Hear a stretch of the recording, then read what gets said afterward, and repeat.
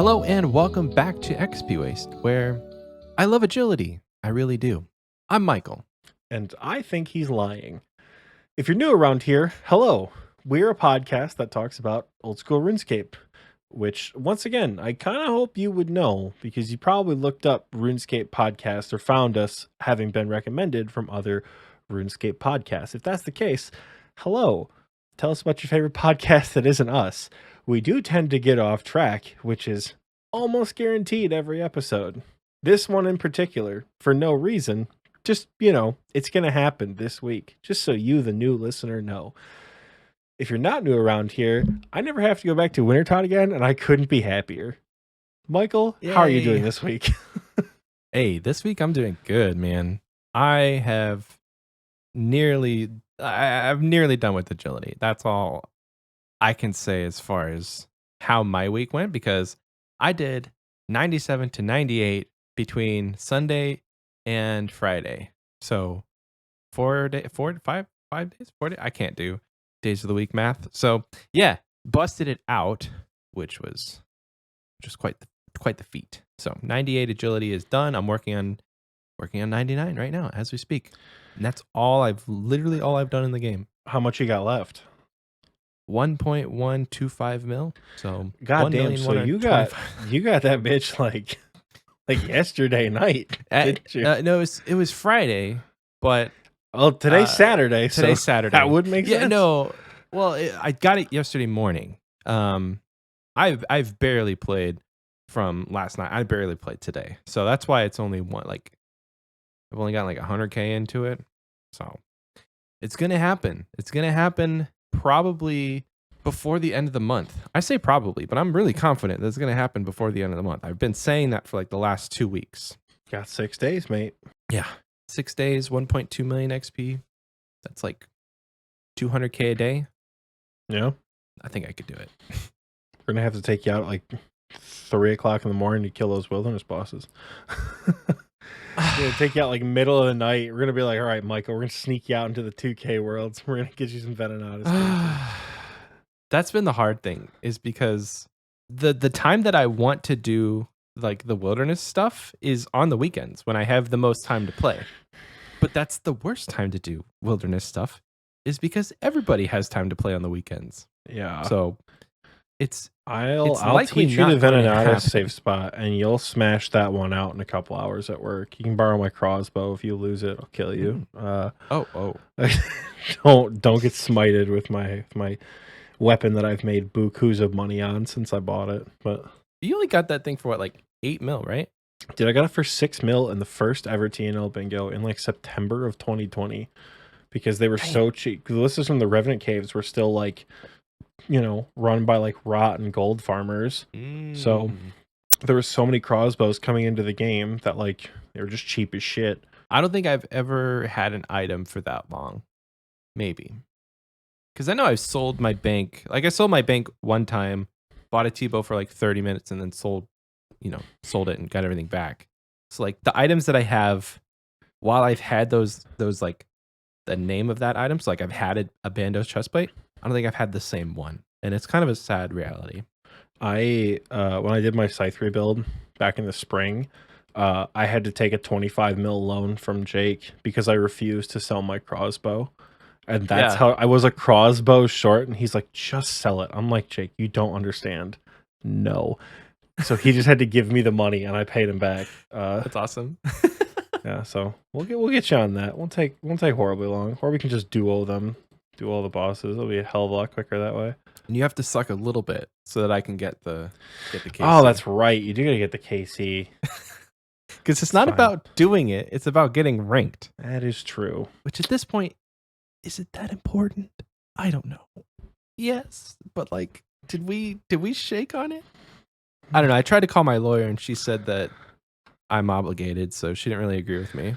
The lawyer hit you. The lawyer hit you with like Jamie. The lawyer hit you with like, yeah, sure, I'll go with you. That sounds lit, dude. She's like, let's do it. I'm like, Jamie, you're supposed to get me out. You're like, that's not an open invite, but okay. Enough about me, sir. How are you? I'm good. Planked on wave 61 yesterday because I'm a fucking lemon. I had it was a bad stack on the other side of the pillar. It was mage blob range, but I was dealing with the meleeer, and I killed the bat. And the meleeer like was on me, and I thought to myself, I think I can hit these nibblers if I stand here, and I couldn't. So just stupid. What did we learn? What did we learn? We don't chase nibblers after wave 50. We also don't chase nibblers when we have 3 pillars left on wave 61. We don't chase nibblers. I would have sent more attempts today. Unfortunately, I have betrayed all of the camps that I am in. I have betrayed you RuneScapers. I have betrayed the Spartans back in my Halo fan base. And I pre-purchased Modern Warfare 2 and spent the whole day playing the beta today. So I played Modern Warfare 2 all day. It's all right. I was expecting a little bit more, but I don't know what I was expecting, if that makes sense. I really enjoyed Modern Warfare 2019, and I haven't bought a new COD game since then. So bought the game, playing it. I understand it's a beta, so it's obviously not finished, but you know, hoping the final version is significantly better than the beta. I don't have there's not like a ton of issues with it, which like should be the baseline. But is apparently a gold standard for new AAA betas. Like the game isn't fucking breaking every time I try to like climb a ladder. You know, there's no desync or anything like that. I'm bad. Holy Lord, I am bad. But that's not a game problem.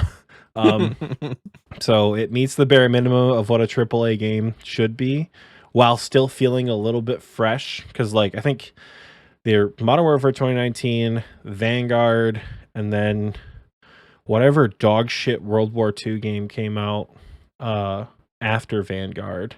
Or was Vanguard? No, Vanguard was the dog shit World War II. What was the Cold War one? Was it called Cold War? Whatever. You're asking the wrong They guy, all dude. use the same menus. They're like, oh yeah, it worked for Warzone, so we're just not going to do anything different. And they didn't for like 3 or 4 years. So it's a little bit of freshness. You can still see some laziness though. Like they use the same death sounds. Just like period. I'm like, okay, audio engineers, you couldn't. All right. But overall, I give it like a 6.5, 7 out of 10 for the beta. But that's kind of halted my Inferno progress. And other news though on the main account, we hit 90 fire making today, so we never have to go back to Wintertod. It is 6.7 mil to buy 99 with redwoods. That's exactly what I'm going to do. I'm never going back to Wintertod. I got a green log. I was prepared to stay at Todd till 99 fire making to get a Tome of Fire, because that's all I needed for a green log. My first chest back, I pulled the Tome of Fire and completed the log. I'm like, well, we're done. 154 KC. If we don't have to go back for a bingo, we're just not. There you go. But yeah, I'm currently doing wood cutting right now. I should hit 90 by the time we're done recording. If I don't hit it by the time we're done recording, I'm going to hit it like 20 minutes after we're done recording. I have currently, like 110 KXP, so fingers crossed, and then we're cheering. What is your XP per hour looking like?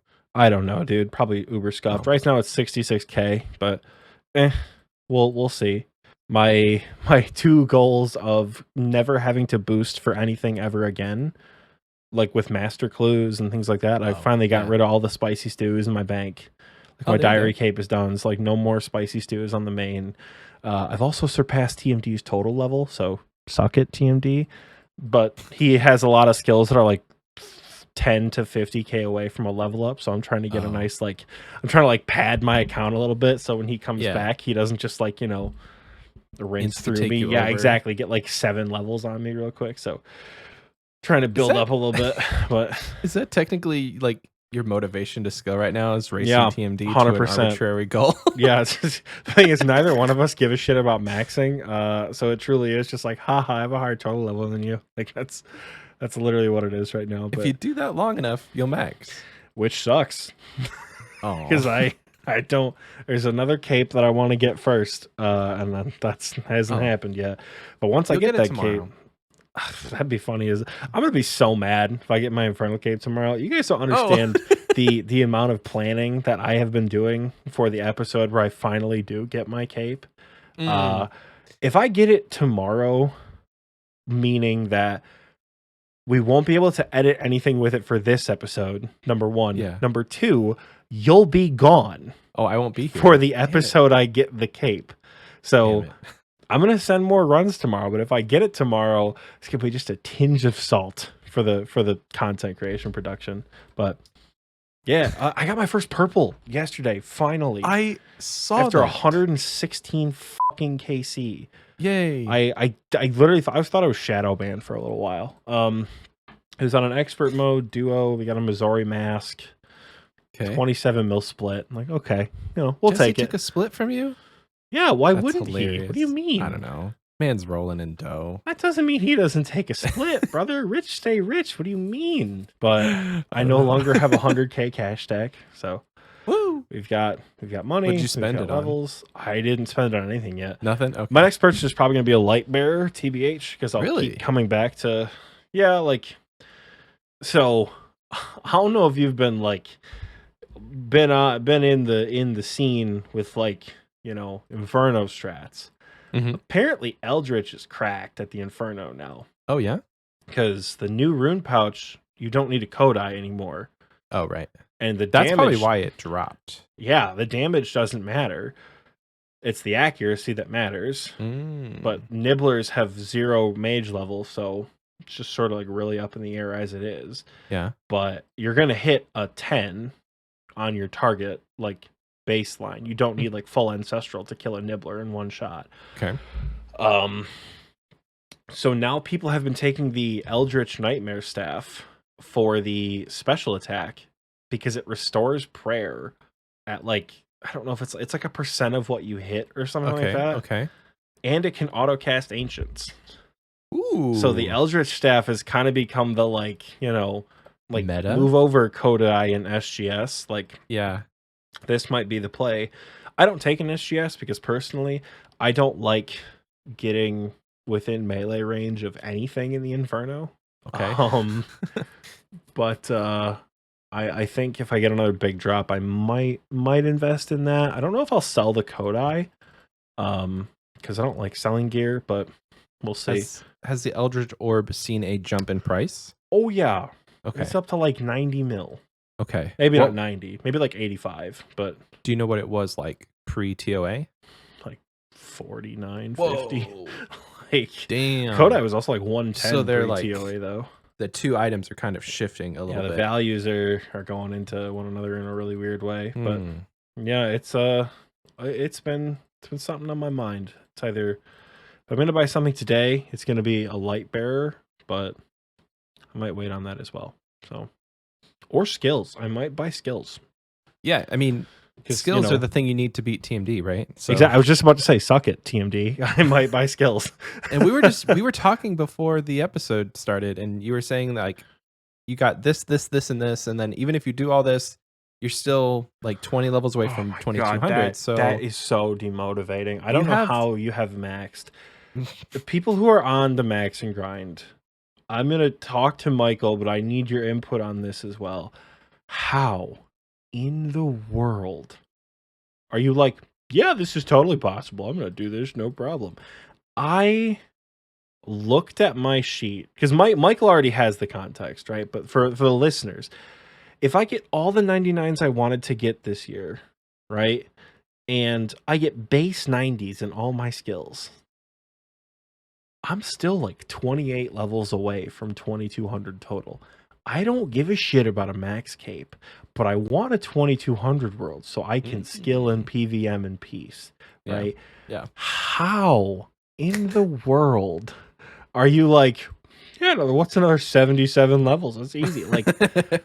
My 2200 total by the end of the year seems like something of a big stretch goal at this point. So yeah. Because what are you right now? You just hit 21. Yeah, I did just hit 21. I'm 2109, going to be 2110 by the end of the episode. So Okay.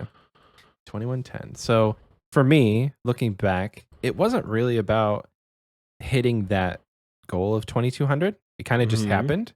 For me, it was I have the money for these buyables. I'll do them. But I feel like I got pretty close when I was going for the diary cape. So like, I think I was like 2150 after the diary cape.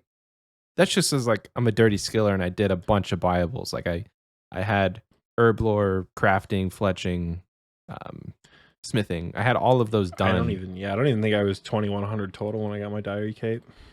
Oh, and I had construction done too. So like I had a bunch of buyables already done where it really wasn't that much. And then once you go for the max and grind after you're done with the diary cape, it's like those levels just kind of fly in.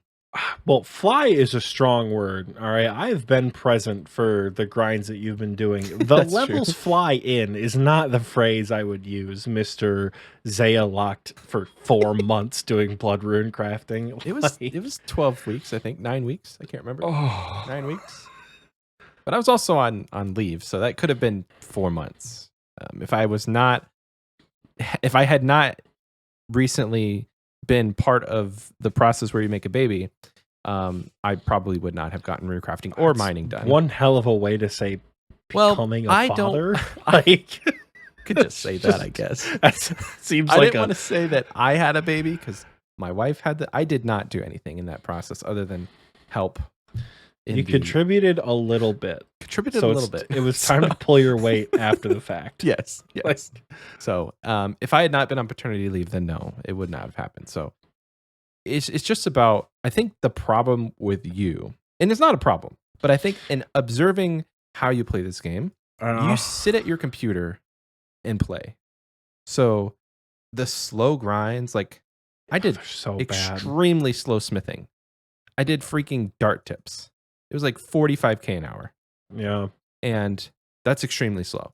So like if you're sitting at your computer for 45k an hour, it's like you're going to, so bad. You're going to lose your mind.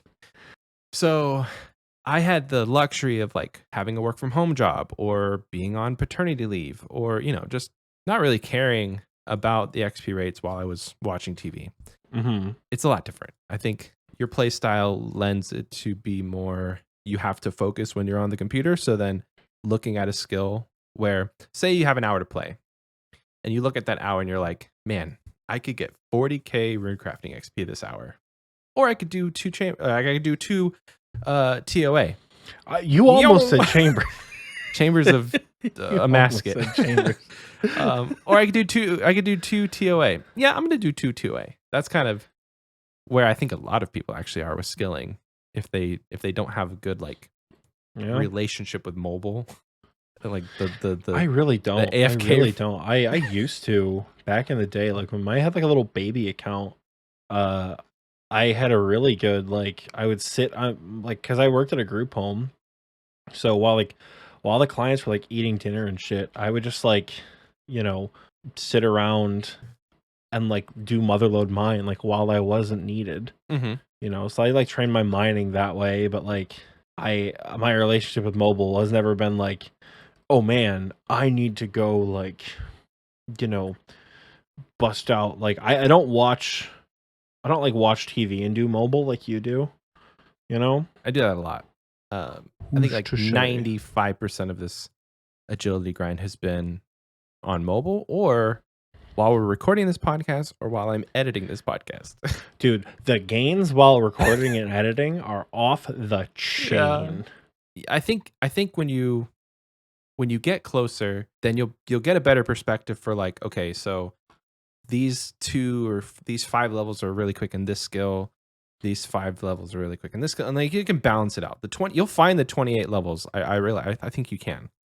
I think you'll do it. I'm sure I will, but looking at it as a whole, it's I would say my therapist brain needs to come in and be break it up into smaller pieces. That's what I was just gonna say.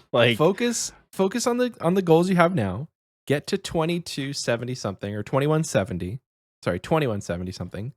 And then from there, break it into more manageable goal chunks. I have a degree and a state license that qualify me to tell people that exact advice. But when it comes to me, I'm no, I think I'm going to set this one out. Oxie, I am your skilling therapist, okay?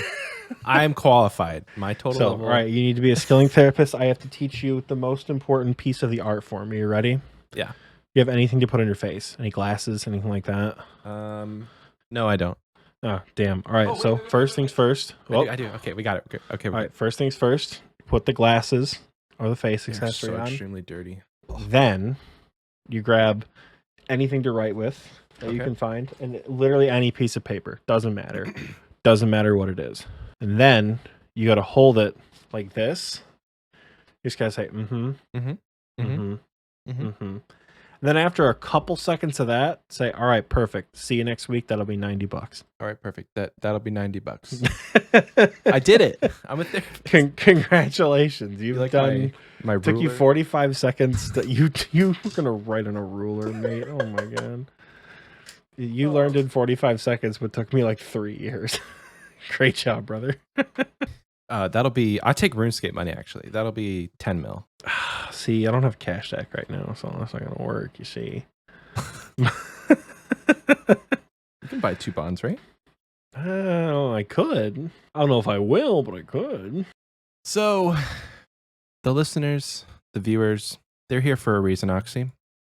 What do we think that reason is today? To quote Michael, you read the title of the episode, but then Michael realized he had another point he wanted to talk about beforehand. I do have another point. So we have been promoting something after the break, and I realize not everybody likes sitting through the content we have after the break. So there may be people out there who just listen to the podcast, and then when we say, and we'll see you after this, they turn it off. And that's totally fine, because the main chunk of the content that we talk about is in like the first hour. Okay, so all of that to say, if you missed the announcement that we had in the second half for like the last 3 weeks, we are doing an XP Waste meetup. Oxie is going to fly to Texas. We're going to hang out in Fort Worth, Texas on November 12th of this year. So like in 2 months. If you guys are not familiar, there's a place called Main Event. It's kind of like a Dave and Buster's, like has a bowling alley, has like laser tag, arcade games. They have a bar there. So we're going to go to Main Event in Fort Worth, Texas, and XP Waste is going to sponsor like 3 or 4 bowling lanes. You guys will have to buy your shoes, but like that's pretty cheap. We're going to rent some shoes, I imagine. Sorry, rent your shoes. Because I thought about it for a second too. I'm like, this place makes you buy your shoe. Like you're committed.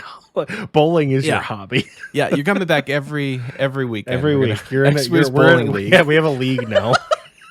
Yeah. Yeah, the shoes were $40. It's the $700 round trip flights that really got me. Just move here. So we're calling this XP Waste South. And then next year sometime, probably in the spring when it's going to be nice weather in Michigan, we'll have XP Waste North. And then if that goes well, and well, say these two go well, potentially we'll have XP Waste West. We haven't really talked about that one much, or when that would be. But I know there's a bunch of people on the West Coast. We haven't, back up, XP Wasters. We haven't talked about that one at all. I don't know where XP Waste West came from. I'm not opposed. I'm pretty sure we talked about it. Somebody mentioned XP Waste UK in general chat. I'm like, that is an expensive weekend that I would be all about. Yeah, I'm down. I hate flying international. I hate it. I hate flying so much. Oh, I don't hate flying. To Texas. Oh, let me back up. I'm not afraid of flying. Like, I have no problem with it. I'm just massive, and I don't like when people touch me. So, put me in these chairs that are clearly designed for toddlers for like 2 hours. That's a lot. For 9 hours over to like Paris. Oh, I can't stand it. Because it doesn't matter what flight I'm on. If it's more than 2 hours, the person in front of me has to lean all the way back. Always. I don't know why, but like, they're like, I am sitting in front of the biggest person on the plane. I'm going to go max recline for the next 7 hours while we cross the Atlantic. I was having like a sensory overload fit on the way to Europe. It was horrible. So I despise flying, mainly just because I'm large and uncomfortable. Are you not one of those people that like just likes to take medicine and knock I yourself can't out? sleep everywhere. I can like occasionally sleep in cars, but like if I have I don't know what my deal is. Like my sister, she could fall asleep like standing up if she wanted to. Like I cannot do that. Like if I go to someone else's house and they're like, "Oh yeah, bro, we've like made you a spot like on the couch or the floor," I will be awake till like 4 a.m. no. until I eventually just like shut down Yeah. and then like sleep for maybe like 3 or 4 hours. There have been times where I go to friends' houses after like bar nights and people are just like making spots on the floor and I just stay up all night. Oh, There's no way. I'm just That gonna sucks. sit on TikTok or Twitter till like 7 a.m. And then when someone wakes up to go to the bathroom, I'll be like, shut up. That's probably gonna be the game plan. But so no, I would be down, but man, first class ticket's like $5,000. So like also not gonna do that. Oh, I like the like- one where you can like lay down. Ugh. Dude, the international first class, oh my god. It's Sounds like like a a good time. bed. It's like a whole ass like lazy boy, dude. $5,000. I don't know about all that, but like my god, dude. The gains never- I would get Yeah. in-flight Wi-Fi. Oh yeah, dude. 99 agility right now. I've never flown international, but I plan on it next year. Dude, I want to go over to Europe for mine and my wife's 30th birthday spectacular. Spectacle? I don't know. Anyway, we were talking about meetups. So XUA South UK. XUA South is going to happen on November 12th. More details to come. We need to know if you guys are interested because, like, we'll still do it. Like, Oxie will still fly to Texas. We'll still hang out.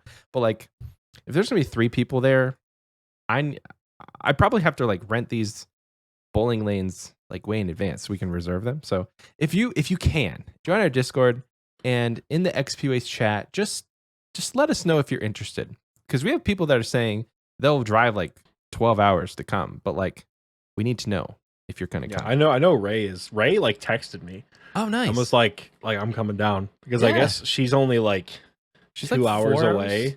But she's not that far away at all. So yeah, she texted me that she's gonna come on down. So Hell yeah. Well, cool. So we know at least one. we also have a lot of other Texans too. I think Maggot. There's a lot who's of the only Texans. one on my side, mind you, in this whole goddamn Discord. we're in VC all the time. I'm getting flamed for PVM, and Maggot's like, "Why are you guys gonna shit on Oxy so much?" Shout out to you, Maggot. I think he also lives in Texas. I think yeah. I guess we're not allowed to say people's home cities. Probably not. got That's onto me probably about not a good idea. I know where in Texas he lives, and it's not too far. Anyway, that's all I wanted to say about that. We'll probably talk about it a little bit more. Actually, no, we don't have to talk about it anymore in the other section. So I'll give you back your 5 minutes in the post commercial. There's a non-zero chance we forget and talk about it anyway. So, yeah. And if we do, they'll still love us. Fingers crossed. Crossing those fingers. So anyway, Oxy, they've read the title. They know what we're going to talk about, but it is Quests Part 2. There's 150 quests in this game, and we only talked about maybe 10 or 12 last time. So we put together a list, and actually a more structured list this time of quests that you should definitely strive for in the mid game, Part 2. So we have 3 sections that we will get to called items, content, and I think the phrase from Oxy was baller XP or something along those lines. I think it was Bukus of XP. Bukus but of Baller XP. XP also works, I suppose. You know, So just shitloads. so of much numbers. XP. So much XP. So Oxy, why don't you start us off? We'll start out with items. How's that sound? Okay. Let's just say Michael planned this entire episode. He did a week and a half worth of planning in 8 minutes. Mm-hmm. So this is kind of his brainchild. So he's gonna direct me, and I'm gonna say just like, all right, sick. Oxy, Going read with words. Read words? No. Oh. These are letters, not words. All right. Although I suppose letters make up all words. Like I said, guys, we get off topic a lot. Welcome to XP Waste. Welcome to XP Waste. First one I'm going to talk about, I'm literally just going to go top of the list. It's not technically a quest for all you like it's a mini quest people out there. Mage Arena 2. Like it's the best in slot item. That's one of the easiest to obtain for Magic. Cuz like Ancestral is expensive. Occult necklaces are cheap unless you're an Iron Man. Tormented can be kind of pricey. They're like what, 14, 15 mil right now. Magic boots is a funny joke. Then what else do you have for Magic? Oh, the ward. The ward's like 20 something mil. And then Trident of the Swamp is your best in slot weapon until you make a lot of money and get a Sang or a Shadow or an Eldritch Staff for the Inferno or what have you. But Mage Arena 2 is, yes, there's a rune cost, but it's pretty free, right? Like Mage Arena 2, for if you've never done it before, you kill 3 bosses and you take their 3 like charms or whatever they're called back to the guy you did Mage Arena 1 with. And once you bring all 3 back, you get an Imbued God Cape. Imbued God Cape gives 3% magic damage bonus. I'm not at a bank, so I couldn't tell you. I think it's 3%. And you take it everywhere. Chambers, Tob, TOA, any content you do mage at. I'm not kidding. Anywhere you use magic, you don't really need to take it to DKs because Rex has such a low magic defense, but like, you know, Mage Arena 2 Cape good. Take it to Zulrah. Use the Zulrah a lot. You know? Mage Arena 2, it's cheap, it's easy, it's free. I say Mage Arena 2 is a pretty good item. You know? As far as like unlocking, yeah, it's baller. It's the theme. That's gotta be the name of the episode. Baller quests to do in the baller quests.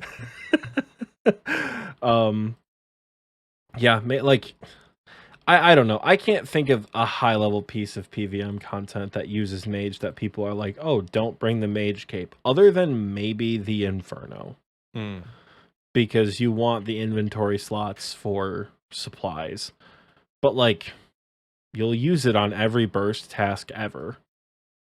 I think it has a prayer. I'm at a bank right now, funny enough. It has a 2% magic damage bonus. So not 3%, but 2%. You know, that's not too bad, right? And it's, again, just best in slot. The quest doesn't take long either. You can, like, it's in the wilderness, which is, like, quote-unquote scary, but, I mean, end of the day, you can just, like, leave between boss kills and come back and like resupply, and you know, you don't have to like get damaged by the locator all at once and then fight them. You can find where they are, go back to a bank, heal, and then go back to that spot. So, or take an alt account, or like have a friend mass it. That'd be fun. That'd be funny as hell. Did a Mage Arena 2 mass? We just like escort people around for the evening. Get your cape upgrades, people. So yeah, that's the first one. The first one we got. Like I said, I'm following Michael's lead here, so he's telling me what to do, and I'm just saluting and saying yes. So yeah, there's 4 on the list for this one. There's like 3 on the other one thing. So like, we'll just go back and forth. So the next one is A Kingdom Divided, and we kind of went back and forth on this one because technically A Kingdom Divided it could be all 3. It could be content, it could be XP, but we wanted to put it into the item category because you get the Book of the Dead, which gives you access to thralls, but also, like, the Arceus spellbook is kind of just cracked.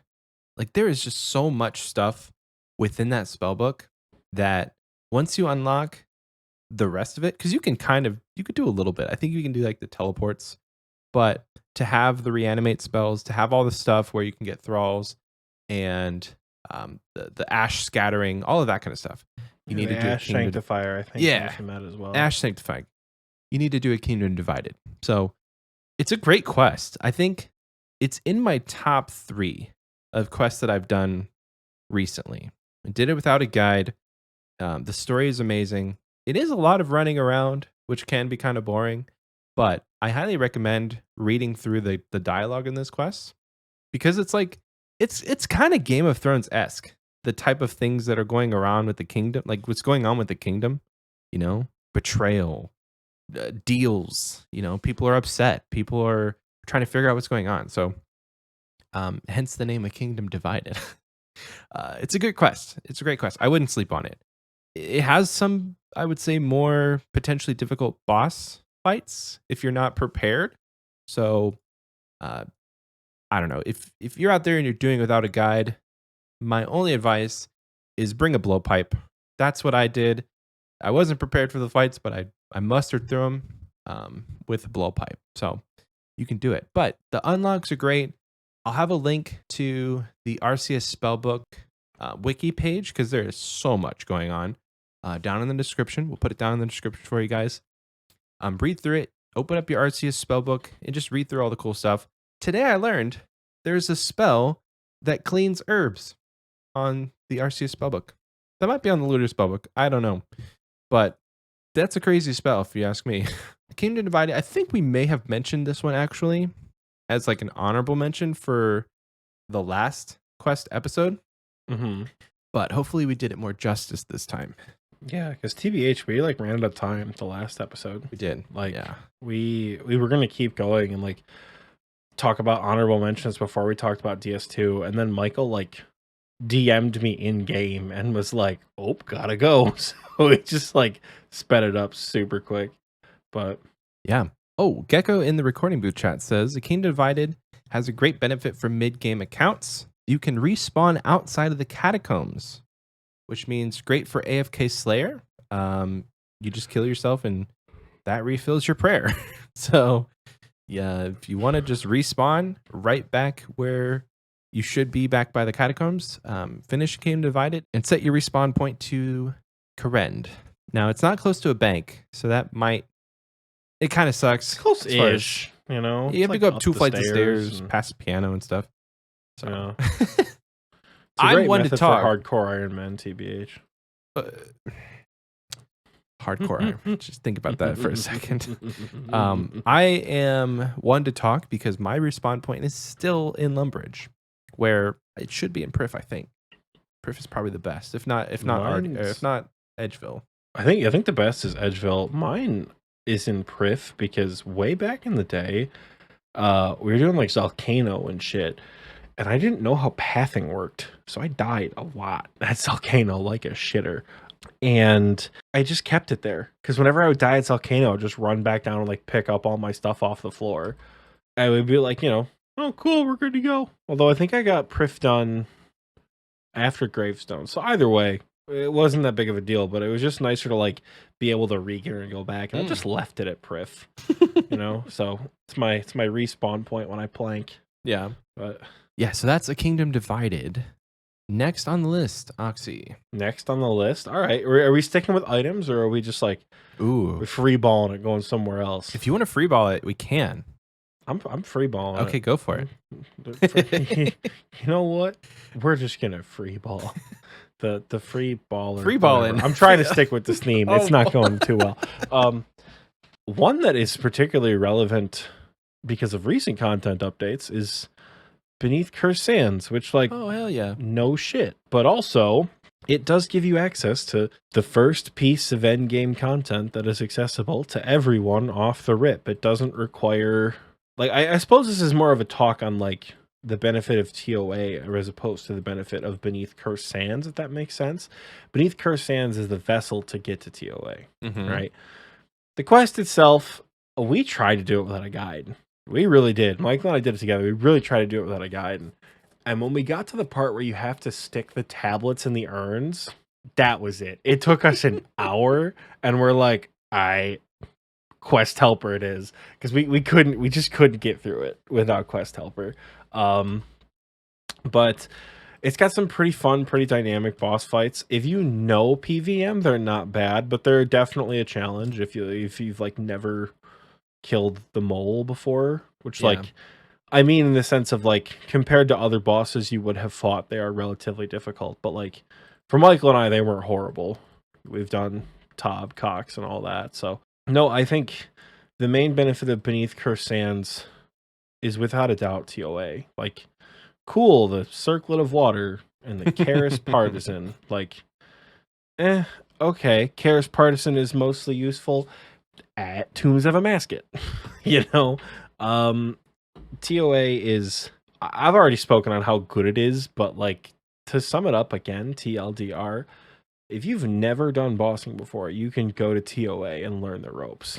Like, you don't need to have experience everywhere. You don't need to have, Torva, Infernal Cape, Missouri, Ancestral to like learn TOA and learn PVM mechanics along the way through TOA. And if you haven't done it already, it's probably because you don't have the requirements. Because, like, I only say that because it came out a month ago today. Today's September 24th. Like, Raids 3 came out 30 odd days ago-ish today on Saturday. If you haven't done the quest, it's probably because you just couldn't. Because everyone was getting that quest done to go to TOA on the first day. Everyone was getting it done. Michael and I waited till 24 hours before the quest came out to get it done. We really did. If you don't have the requirements, now you know what to go for. I have had a lot of people ask, because I will say it is a little different, like, getting into it for the first time. Somebody was asking the other day, like, do you think I can do it with, like, an RCB and a Dragon Scimitar? Which is more like two questions of, like, is it possible to complete the content with that gear? Absolutely.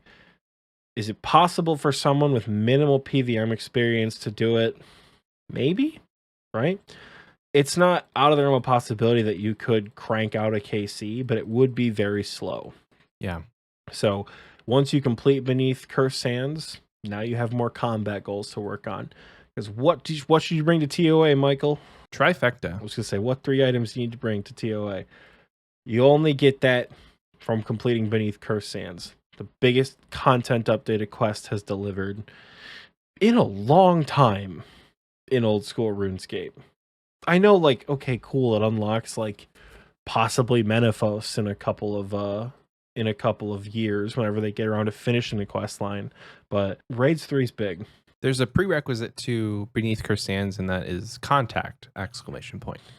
So you got to do one quest before you can do Beneath Cursed Sands. But like Oxie said, it's a little bit difficult. You got to do a lot of quests for you, because you have to do contact. You have to do a Farland's Little Helper. I think you have to do. I don't know. Do you have to do anything with the Spirits of Elidness to do? I don't think so. Oh, right, because you need Sophanum unlocked. So you have to do that whole storyline. Yeah, you got to do Gertrude's cat.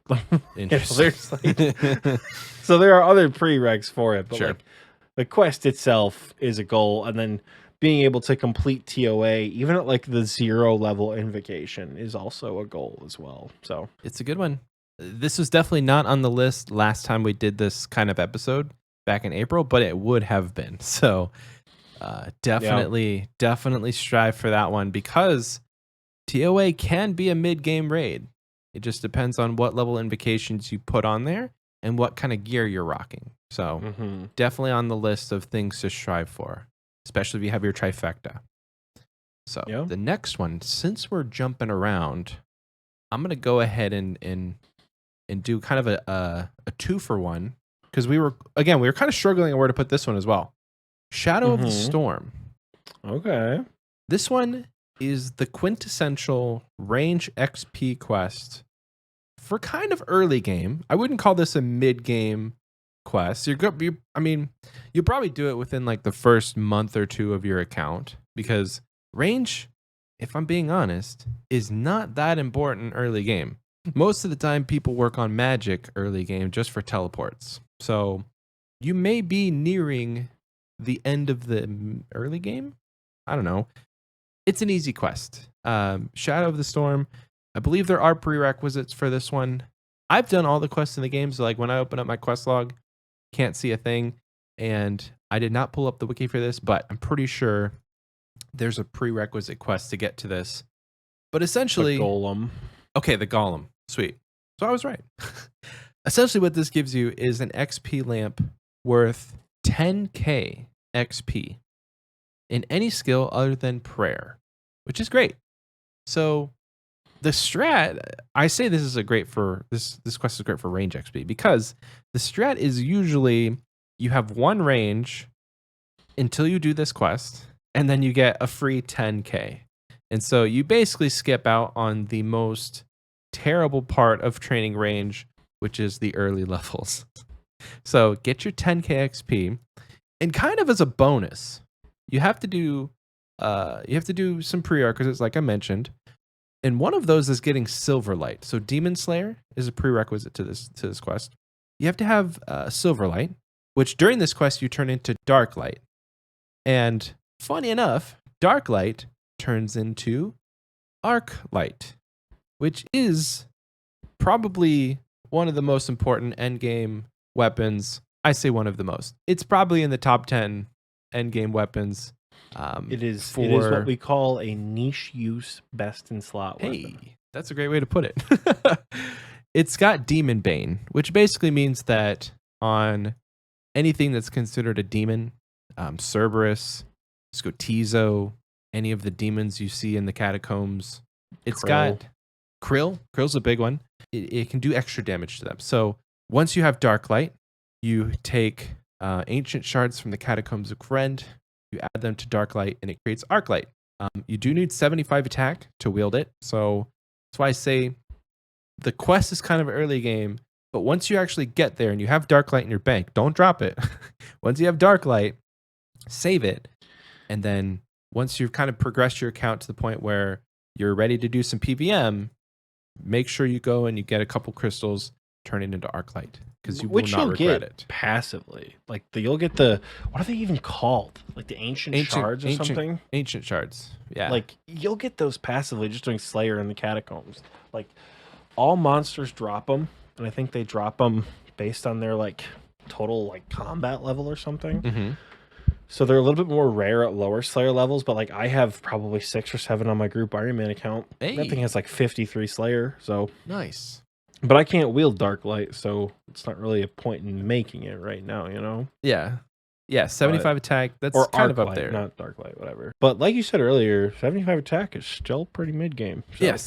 Yes. And it's going to help you a lot. If you can spare the charges, that's the thing that kind of like is the downfall to Arclight, is if you've got a demon's task, like say you want to do Abbey Demons, it can speed up the kills, but like, is it that good over just using like a whip at Abbey Demons? Not always. So once you have Arclight, you generally try and save the charges for the big bads like Cerberus, Cotizo, Zami. And using it on a demon's task isn't always the strat, unless you're strapped with crystals, and in which case the charges don't matter. I think if I looked at my bank right now on my main account with 95 Slayer, actually I'm 97 Slayer. 97 Slayer. I think I have like 30 ancient shards and 10k charges on my Arclight. That can mean one of two things. I'm not using it enough, or I'm just really lucky with the shards. And I think it's both. Well, I use it a shitload whenever I do. Lagio in chat brought up demonic gorillas, which yes, good. Yes. I have, I think, probably just under 6,000 charges because I just took it to Zami the other day. And I have 23 shards in my bank. And I just top it off whenever I need to. Because again, when you get to the higher levels, you know, when you start bursting Dust Devils, you start bursting Necreals, even you start bursting Abyssal Demons, right? Mm-hmm. You get shards, you get a couple shards per task, almost guaranteed, right? Sometimes you get unlucky, you don't get any, but based on the combat levels and the amount that you're killing, like surely you get 1 or 2 shards per task, right? Yeah. On average. So at the higher end of it, lower end of it, maybe not, but you know. And if you're not getting shards, you're getting totem pieces, and then you go and kill Sotizo, and he drops them. So he does, doesn't he? He has a base drop rate of them. So if you're in the catacombs, it's bound to happen. The other big one is Sire. You can use it at Sire too, Abyssal Sire. Don't kill Scotizo without Arclight. No, please don't. I've done it. Have you? Do you remember the time, Michael? Where I don't know if you were in voice chat. I geared to do Scotizo, and I misclicked and put my Arclight away, and I had to kill Scotizo with a Dragon Warhammer. Oh no! You ever had a 7-minute Skatizo fight before? No. Yup. At least you could It was lower his bad. defense, right? But the little eye totems, the eyeballs. You can. That's the problem. Killing those damn eyeballs. Because they have 100 you don't one HP. bang them. Man. Yeah, it took a long time to kill Skatizo that day. It wasn't very fun. Yeah, But- the benefit of having an Arclight, if you're unfamiliar, with Skotizo, so you get 3 pieces of a totem and you combine them and then you use that totem to fight Skotizo.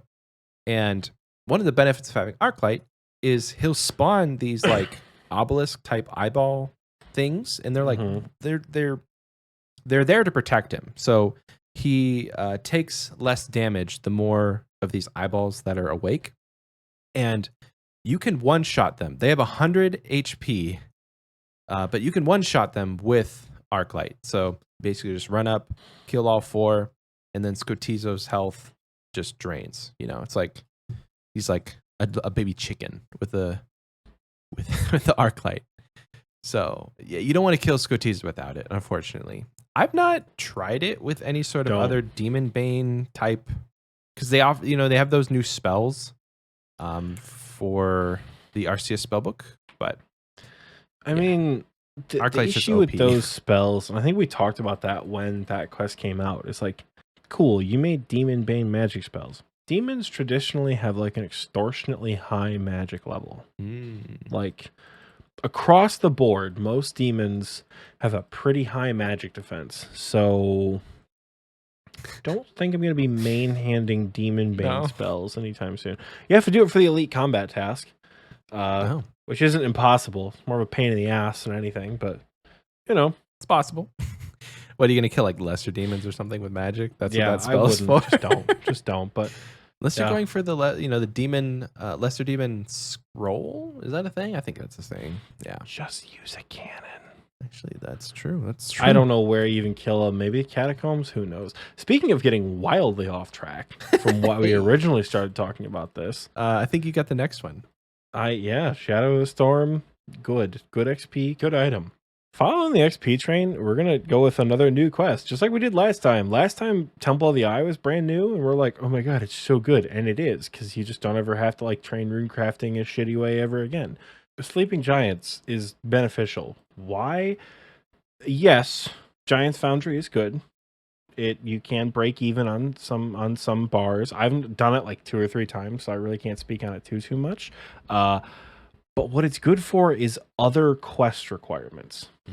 Smithing can be expensive and also kind of a pain in the ass to do at a low level. So anything to expedite that is good. Sleeping Giants gives 6k smithing XP, which combine that with the 12k from, what's that quest called? Knight's Sword, right? If we went from 1 and we went to our target experience of 18,000, that takes us to level 32 off the rack from doing 2 super short quests, which I don't know what that gives us necessarily. 32 smithing, like what do we have access to? I don't think we can do iron plate bodies. We're 1 level away from iron plate bodies, which not a bad way to train smithing. I did it on my Iron Man, and when I got to 32, I was primed and ready at that point to start making steel, which steel bars are easy to come by. If you've got the coal, you can just buy the iron from Blast Furnace, but it's very fast. Like probably within maybe an hour, I was already at 52 smithing, and that's the quest requirement for, I think it was Legends Quest or something. But yeah, it's very fast.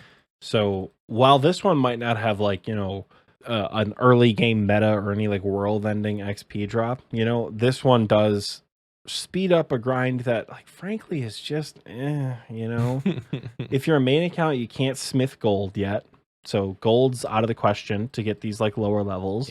And if you're an Iron Man account, Jesus Christ, smithing costs a lot of money. It does. So Sleeping Giants, that little 6k extra, it's just a nice little sprinkle on top, of like, oh, look how nice this is. It's less money I have to spend or less time I have to spend gathering resources. Plus, people really seem to like Giants Foundry. I've not heard one bad thing about it. I have done it, like I said, 3 times maybe. but I have heard that people enjoy it quite a bit. I think Darkside in our clan has the collection log done for it. So, like, I don't know. Giants Foundry is apparently also Pog. Yeah. But unlike Temple of the Eye and Guardians of the Rift, I do not have the information on the minigame that it unlocks to tell you whether or not it is indeed Pog. I didn't do any Guardians of the Rift from the, during that last episode that we recorded, but I have done a ton now, and I can confirm Guardians of the Rift has absolutely changed the rune crafting meta early game. So if you're going for like 75 to get your large pouch, it is so quick. I mean 77 even, but I feel like at some point you're going to unlock ZMI, and that's going to be a little bit more AFK, but I'm like 58 on my group Ironman account, and I don't feel a single bead of sweat at all. In the runes for a low level Ironman, absolutely insane. Like Oxie's over here saying, "Man, I need some money because I'm like down to 30 law runes." I'm like, Oxie, I have 1,000 law runes. How many do you want? It's like, where did you get those? Like Guardians of the Rift. So you have to do some quests, obviously, to be able to make certain runes. So if you're wanting to, like, once you get to 65, you'll need to do Morning's End Part 1 and Part 2 so that you can make death runes. But it's worth it. Guys, it's worth it. Rune crafting is no longer the thing that you want your Tears of Guthix to go into, because early game, it's so good. So what I think Michael was trying to say was that we don't know the smithing minigame well enough to say whether or not it's good enough to get off track and talk about a different skill entirely. But go test it out. Do the quest, 6,000 XP. Good. We also are kind of just hoes for new quests. I don't know if you guys have noticed that. Like, any quests that came out in the last couple of years, Michael and I are like, good. They're like Old School RuneScape. The team that's working now has kind of shifted from this whole like, let's just put out a quest to put out a quest. As much as I love what they've done on Zaya, I feel like they're just putting out quests to put out quests. At least right now, like, they're building the story. They're building the story, yes. Good stories take time. But I do find it really cool that for new content, they're sticking to that age-old thing where herb lore is locked behind a quest. Rune crafting kind of was locked behind a quest. So, once a new method comes out, they want you to do a quest to get introduced to it. And I hope that they keep doing that. Because if they had just dropped Guardians of the Rift, no quest, it would have been good.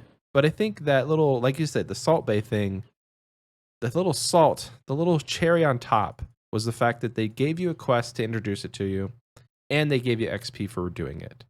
So you're gonna do the content already, but now little cherry on top. So I do have some experience with Giants Foundry, and the little experience I do have, it's great. I plan on doing it a lot once I max, and I'm going to 20 mil smithing because it can be profitable and it can be pretty decent XP, and I just despise Blast Furnace. So that'll be me. That's the most unpopular skilling opinion, I think. I love Blast Furnace. I feel like when I'm going for 99 smithing, I'm going to eat those words, but like, maybe. Dude, I don't know. I think when I got there, it's like a low level, and I was getting like 200K an hour because you guys were like showing me how to do it. I think there was one day where I was in VC with like you and Scape, and I'm like, man, like Blast Furnace is great, but like, how are you guys getting 300K an hour? They're like, you and Scape are like, just grab the ore with your ice gloves. I'm like, what ice gloves? Oh no. I'm like, what are you guys talking about ice gloves? They're like, oh no. Yeah, you switch your ice gloves from your goldsmithing gauntlets to pick them up. I'm like, no, you don't, you morons. You pour the bucket of water to cool them down. They're like, Oxie, did you not know you could use ice gloves? I'm like, you guys are fucking with me right now. Like, there's no way this is true. My XP went from like 90K an hour to 210K an hour. And I got real excited. I was like, oh man, this is great. Yeah. I'm having a blast. Get it? So there's something to be said about like late game Blast Furnace when you can make like rune bars, because that's very profitable. just making the rune bars because like you're just not using as much coal as you normally would. So I might give it a try. This episode is off the chain when it comes to structure. Giants Foundry and Sleeping Giants, good. Quest takes 15 minutes and you get free smithing XP. Hell yeah. It's good. Do it. Do it. What you got next for us, Michael? Let's go with one that I think will redeem myself from the episode we did with TMD, and that is the Haunted Mine. Oh, no. I wasn't going to let Oxie steal my thunder on this one. So the Haunted Mine quest is kind of unsuspecting. You wouldn't think top quest to strive for in the mid game. I'm going to talk about the Haunted Mine, but we are, and here we go. So what do you get with doing this quest? Well, you get the little thing called the Salve Amulet. And he's not let this go, folks. He's still not let this go. All your returning listeners, he's still not let this go. What do you get? What does the Salve Amulet do? Well, it allows you to do more damage against undead monsters, which can include zombies, skeletons, ghosts, all of it. So it's actually very easy to obtain. I had to go. There's this little challenge thing that I lost. I was to get ranked in Wildy bosses. So I had to get another Salve Amulet, and I only had the EI, so like the enchanted and the, I don't know what the I stands for. Imbued. Enchanted Imbued. I only had the blue one. And I'm definitely not going into the wilderness with the blue one because I'm using melee on Vedion. So I went and got a full inventory of the little crystals, which if you haven't done it yet, you finish the quest, right? You go into the mine, you make a hard left, you go into the first door, bring a chisel, and then you just chisel the little pink rocks. And that gives you a full, you can get a full inventory of those crystals. And then if you've done the Tarn's Lair mini quest, you have a book in your POH called Tarn's Diary. You take that book out and you use the crystal on the book, and bam, it enchants your whole inventory of salve amulets. So you do need a ball. You gotta make them into amulets first. Yes, you gotta make them first. So you need a ball of wool and the little crystal, and that makes a salve amulet. And that's going to be good for, if you don't imbue it, that's going to be good for anything you do with melee. So that's why you take it in Tab, because you're going to be killing bloat. And it's very easy to obtain. So like you literally just make the crystal, use a ball of wool, and you enchant it. And then you just drop it. That's the kind of the Tab sweaty strat. So you have a bunch of them in your bank. That's not sweaty at all. It's just what you do. I retract my former statement. That's the Tab strat. Couple hundred in my bank as it is. But yeah, so I guess this quest is more two quests. It's because it's Haunted Mine and Lair of Tarn Razorlore. Because if you don't do the mini quest, it just gives it's like a 1/6 increase in attack and strength against undead monsters, which goes from 1/6 to a flat 20% when you enchant it. And you enchant it after completing Lair of Tarn Razorlore. You can also go to the Nightmare Zone and imbue it, or you can go to Soul Wars or PvP Arena or whatever.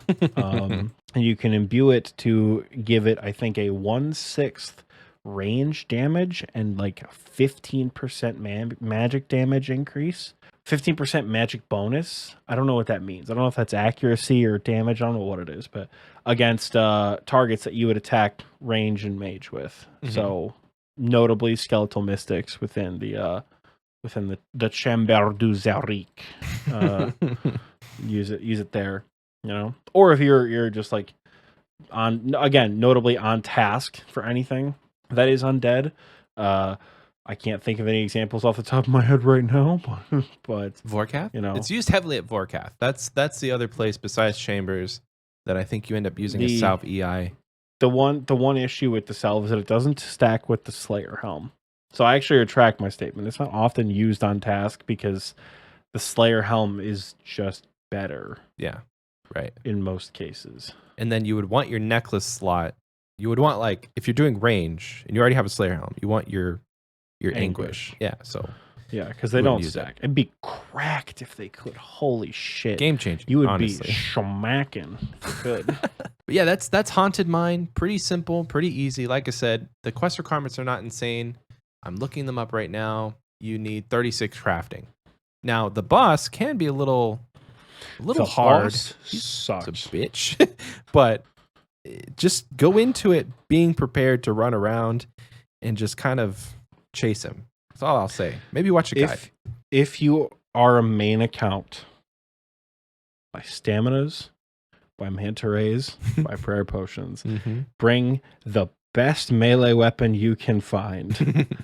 Bring more prayer potions than you think you need. And also bring more food than you think you need. If your inventory is not full, you're doing something wrong. Bring at least 1, maybe 2 stamina potions for this fight. You want to prioritize defense, but you also get hit by environmental shit.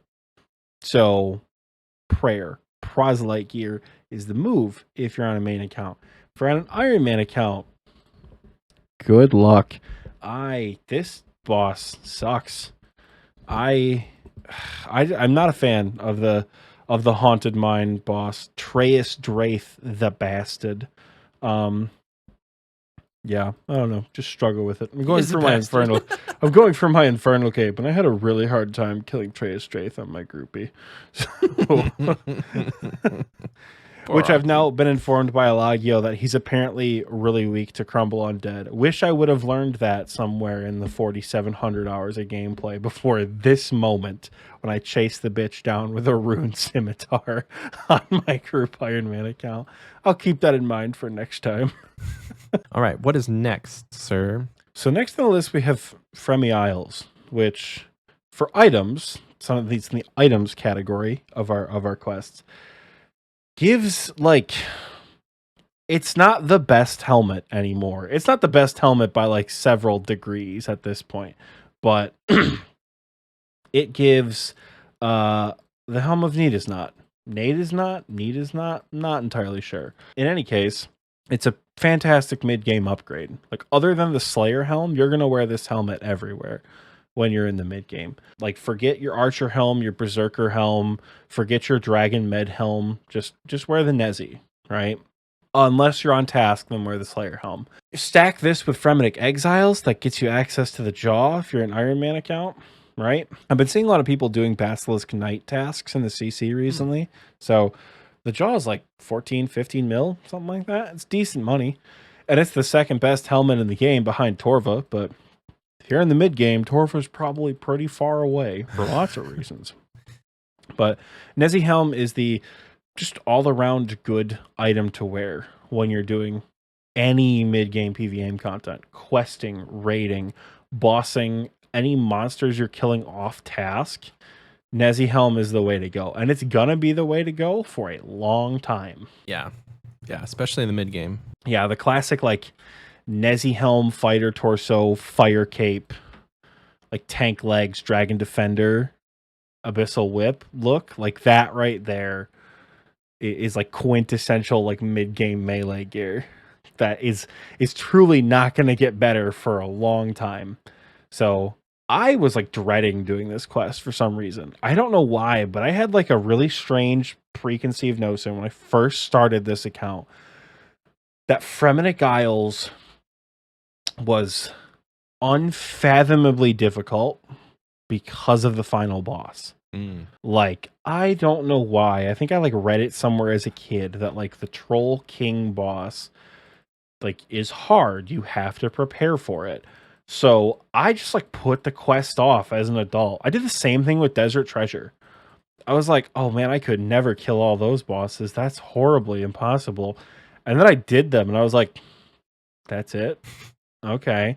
And this is before I had any friends who played RuneScape. So like, it's not like, you know, now where I'm like hanging out with grandmasters on a daily basis, you know, shooting the shit, talking about PvM tactics. This is back when I was like, the only source I have for RuneScape knowledge is Theoatrix's videos. And if it's not a Theoatrix video, I don't know what to watch. So he didn't have a guide on how to kill the Troll King. So I was just unreasonably afraid to do this quest. So I put it off for a really long time. I recently found a photo, which Michael and I talked about, that we kind of want to start posting these on Twitter every week, just like a fun little look back. A photo of me when I just got my Dragon Defender, when I very clearly hadn't done Fremennik Isles. I'm wearing an Amulet of Glory, Dragon Boots, Barrow's Gloves, my Abyssal Whip, my Proselyte, and a Dragon Med Helm. Yup, that a Dragon Med Helm was unironically my go-to for a long time. Like, I had it when I killed Zulrah. Surely, right? Yeah. I think so. Yeah, because I didn't. Yeah, because I think they made me take the Arim's hood. Didn't you have the quest cape when you killed Zulrah? I think I did. Yeah, I don't know. Point is, I put this quest off for a long time for absolutely no reason. Right? It doesn't take too long, and the final boss really is not that difficult. Fremennik Exiles does get a little bit more serious as far as length and requirements and final boss fights, but frankly, Fremennik Exiles is just like, it doesn't stand out that much as like, that's like a master level quest. And it's just sort of like, you do it, It's not like Song of the Elves or like Dragon Slayer 2, where there's this like momentous boss fight that's like, it's just you and me, baby. We're the only two. Something about that quest is just like, okay. Yeah, I kind of blinked and it was over. I killed the snake and now I gotta kill Basilisk Knights. Sick. Like, I don't know. I guess Fremennik Isles, more importantly. Kind of less importantly for the mid-game, Fremennik Exiles, because like, some again strive for with your quest cape, but if you're putting it off, stop putting it off. Just do it. The Nezi helm, you take it everywhere. I'm not kidding. You'll bring it, realistically everywhere, and it's cheap for a long time. Yeah, you get one for free at the end of the quest. If you lose it, it's 50k ish on the Grand Exchange, or 50k from the King Juanis whoever on the Fremennik Isles themselves. But just do it. Good item. That's going to be good for a while. I would agree. I got one on my group Iron Man. Oxie's right. The Troll King boss it's not that difficult. I think that type of mindset where like you psych yourself out you can do that for a lot of things in this game, unfortunately. But just know from personal experience, I did that like way before I did my Fire Cape. And even my Fire Cape was probably a little early as far as I struggled a little bit with the Fire Cape. So just know you can do it. I think the only thing that maybe got me through was TMD was there to resupply me on food. So bring more food than you think you need, because you have to kill some trolls and they hit pretty hard. So troll, prayer pots, food, you got it. So up next, we have a little bit of another hybrid one, kind of like how Shadow of the Storm was. This one is not something you probably thought would be on our list, but it is. The Eyes of Glouphrie. And I think I'm saying that right, because Gluff is the guy from Monkey Madness, and this is Glouphrie. Unrelated, probably. Anyway. I think they are related. I think they're like father and son, grandfather and grandson or something. Like, because Glouphrie's also kind of a piece of shit, I think. I spacebarred that quest. I'm so sorry. Of course you did. I'm so sorry. I haven't done it on my group Iron Man yet, so I will not. Isaac Glouphrie came out like 17 years ago, so I'm not. No spoiler warnings. Who's the dude? The Hancock Zooknock Flugbach, whatever his name, whoever the dude is. Oh, I knew it was a knock. Oaknock. He was friends with a spirit tree and like fought against the goblins, and then Glouphrie did some like nefarious shit and then like killed the spirit tree, and those cute little critters are all evil that are walking around the Grand Tree. That's why the Grand Tree feels so weird on the group Iron Man account when you first get there, because you're like, something about this is different, but I don't know what. And then you do Eyes of Glouphrie and you realize it's those little like cute creatures that are hanging out. They aren't actually cute. They're like little demon spawn things. Gosh. And then you kill them and they're gone on your main account forever. Oh, gotcha. So it's just like a weird like you do it at such a low level that like I did that quest 2 years ago on my main. I didn't even remember that they were there. Yeah. But yeah, so Glouphrie was a dick back then, and I'm pretty certain had a kid or a grandkid named Gluff, who, surprise, surprise, turns out to be a dick not once, but twice. So the moral of that story is just read the quest dialogue and you'll figure it out. I will be reading that when I do it on my group Iron Man. But Eyes of Glouphrie, this is a twofold. Like I said, this is a two-parter. It gives you XP and an item. So this used to be kind of like the big bad quest to do to get runecrafting XP. You know, you would do the mini quest. I think it's called Enter the Abyss. Enter the Abyss. Thank you, Oxie. You would do that, and that would give you, I think it's 1k runecrafting XP. And then you would kind of just suffer, you know, Tears of Gothics, XP lamps. You would get to this quest, and it would give you 6k runecrafting XP. Now that we have Temple of the Eye, not as important, but still pretty substantial. 6,000 runecrafting XP, that's a lot. Say you don't want to go do Temple of the Eye, this will get you there. But the other thing that this gives you, the Crystal Saw Seed, which you can then sing into the Crystal Saw. It's going to give you a +3 boost for anything that you would normally use a saw for within your player-owned house, which, funny enough, actually stacks with the Spicy Stew to give you a massive +8. So that literally the Crystal Saw, along with the other boosts, are the exact reason why having a maxed house is so possible for a lot less money. Like, yeah, I was just saying, well, the biggest benefit is it saves you like 30 mil so down the much line. Like, getting a +5 can be kind of annoying, but like having to spend another entire chunk of your cash stack just to get those 5 levels, most of the time people don't do it. Unless you were just like outright going for 99 construction anyway.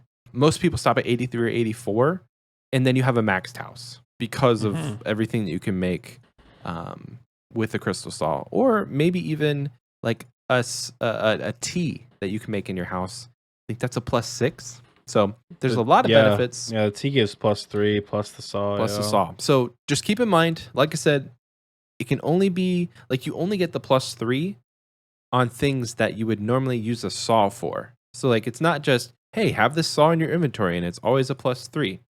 So if you're going for like the Spirit Tree or the Fairy Ring, unfortunately, you don't need a saw for that.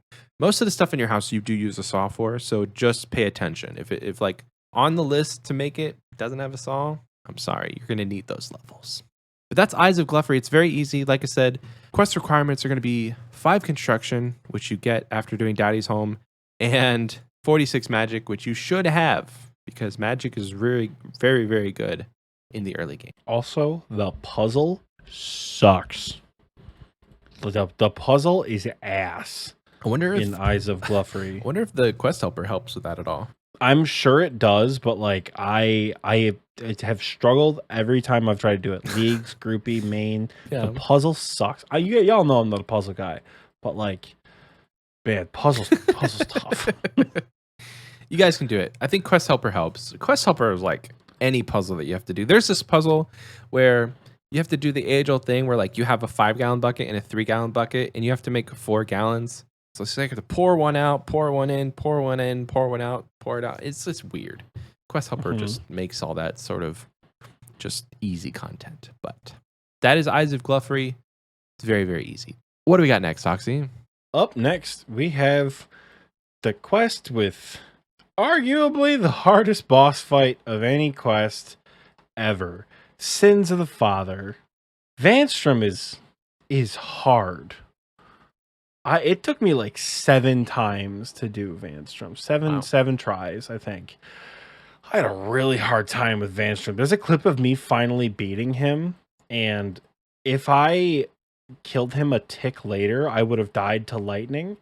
And when I finally beat Vanstrom, I'm just like, oh, I like fall on the floor. I'm so glad I'm finally done with that boss. It took me so long to do. Yeah. Sins of the Father is in our content category. Because Sins of the Father unlocks a couple of pieces of pretty notable content, mostly skilling. First and foremost, get Howl's Sepulchre, which Michael wouldn't know, but it's pretty good for agility training XP. That's rude. Right? Hit me with the exclamation point KC Grand Hallowed Coffer. I haven't done floor 5, sir, but I've done enough of the 1 through 4 to know that it's great XP. You just gotta learn it. Here's a strat that I kind of wish I did. So you can unlock Sepulchre at like level 60 something, right? It's like, is it? Yeah, I think it's 52. 52. But you need 66 thieving to get the chest. Yes, so you need level 52 for the first floor. I kind of wish, and it wasn't around back then, but I was like probably in my 70s or 80s when the Sepulchre came out. I really wish that I would have just done the content. Like, suck it up, learn it, do it while kind of low level. And then by the time you do get to level 92, when you can go to floor 5, you have the confidence. Not like you are level 92 and now you're learning the content. Because at level 92 agility and you're motivated, you don't want to be learning the content. I've already gone through all of this, but like if I could go back in time, I would start Sepulchre earlier, and actually I'll let Oxie get into the rewards from Sepulchre because that's a fun one. Yeah, I mean, most of the rewards from Hallowed Sepulchre benefit you at the Hallowed Sepulchre. That's kind of like Jagex's signature, it's her little signature rose that they throw at the end of every fight. That's a weird, obscure Sailor Moon reference there. But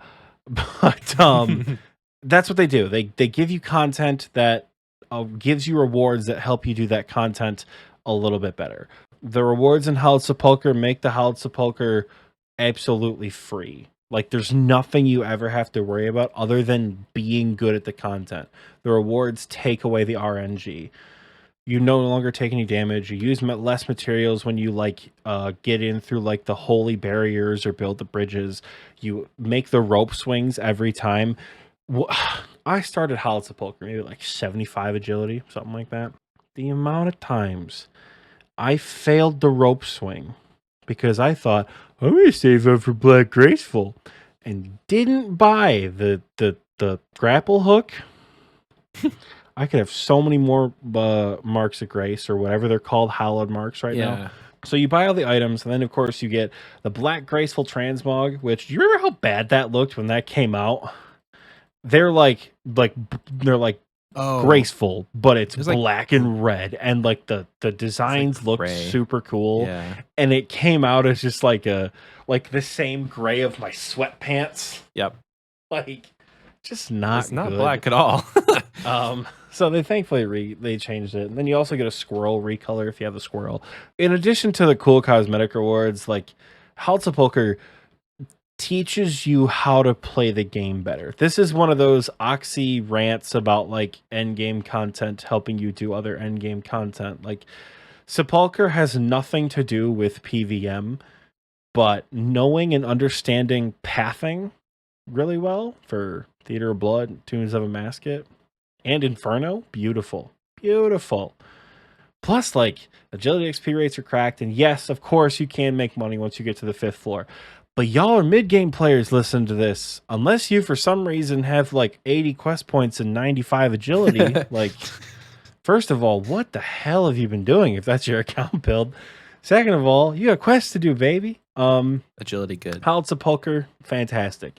You also have Day Alt Essence, which you can mine. You can't wear full Prospector, but the mining XP is kind of negligible there. But you mine all these Day Alt shards, and then you turn them into... The Day Alt shards are stackable, by the way, so you never have to bank. I think there was a period of time last spring, like in 2021, I was there for like 3 weeks.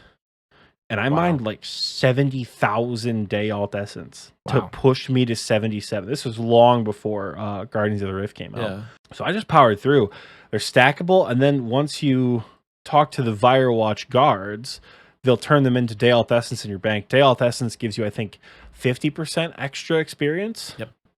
So instead of getting 100, you get 150 XP. 150% extra XP. I suppose it's correct if a rune gives you 100 XP. But I don't think any runes give you 100 XP per rune. That'd be cracked if they did, though. It'd be so cool. Do they? I don't even... You know what? I'm not even going to bother with the math thing. Look it up yourselves, damn it. I don't know the answer. 50% XP. That's all I got to focus on. but it does give you 50% additional XP to whatever runes you're crafting. It does not work with blood runes, and it does not work with Guardians of the Rift. Doesn't work with soul runes either, but it's real good at ZMI. I'm talking like 60, 70k an hour good at ZMI, which doesn't sound that fast. But if you're out here with 60 something rune crafting, that's fast. So Day Alt is good. What's the mining level for Day Alt Essence? Like 40 something? It's 60, which like It's not just that get bad. 60 Yeah, it's mining. pretty easy. It sucks, but just do it. I'm gonna blow your mind. At 85 rune crafting, ZMI with Day Alt Essence is like 120k an hour. Jesus God. Yeah, because the colossal pouch. Insane. Oh, from Guardians of the Rift. Yeah. Right. I don't even fucking Yeah. remember that. Yeah. But That's the strat for me Yeah. when I'm going for 20 mil rune crafting. that's a pretty good strat, not gonna And lie. it's super, super AFK. Oh my goodness. Yeah. Like you just like with the GPU plugin on RuneLight, you can one click to the altar from the bank. You don't even need to be on a ZMI world anymore where like following somebody the whole time. Just solo it. Just like click right to the altar. Well, also, I think that's also beneficial because like the NPCs attack you down there. Yeah, it's true. So it's nice to have like herd immunity to like the little shitters trying to attack you. But in addition to Day Alt Essence, you also get 90 wood cutting. Boom, we are off to Redwoods. LFG, boys. No, but in all seriousness, you get access to Firewatch Sentinels. You can unlock Yeah. them as a Slayer task, and they are the most AFK, like, beautiful. You sit there in Proselyte. You can't pray melee the entire time. There's an altar right outside, literally right where you're killing them. And you just hang out the whole time. They drop kind of some alkables. They can drop blood shards, which turns out are 1 in 1500, not 1 in 500 like I thought. And they're good XP. They take a while, and you can only kill them with a blisterwood flail. So it's not like you can claw spec them out with a light bearer every other kill, which kind of sucks. But literally with Proselyte and auto retaliate, they will never lose aggro. Yeah. If you don't put your Firewatch gear on, they'll never lose aggro. So literally just sit there forever. Counterpoint to that is they're horribly botted and gold farmed. And even after they've nuked bots, the bots just keep coming back. Yeah. You can tell when it's a bot too, like Nezi Helm, Monk's Robes, Blisterwood Flail, Rune Defender. Like it's just, or worse, they're not even wearing a defender. Like, yeah, it's not great. So something to be aware of there, that it is pretty heavily botted. So finding an open world is kind of terrible. But if you don't want to kill Vires for a blood shard, you can pickpocket them. It's like 80, 85. Is it 80? It's 82 to pickpocket Vires.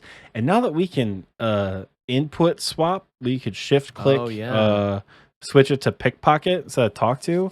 Pickpocket blood shards. Once again, pour one out for my boy Kroll, who got like 3 blood shards from thieving on our last bingo. And none of they them didn't count because they didn't proc in the chat box. I think he got 2 with a rogue's outfit in like fall bingo of 2021. Got 2 with a rogue's outfit. They didn't count because they didn't show up in the chat box.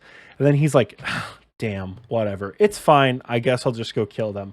Like 20 kills later, got a 3rd blood shard. Nice. So, again, It's pour money. one out for my boy Kroll.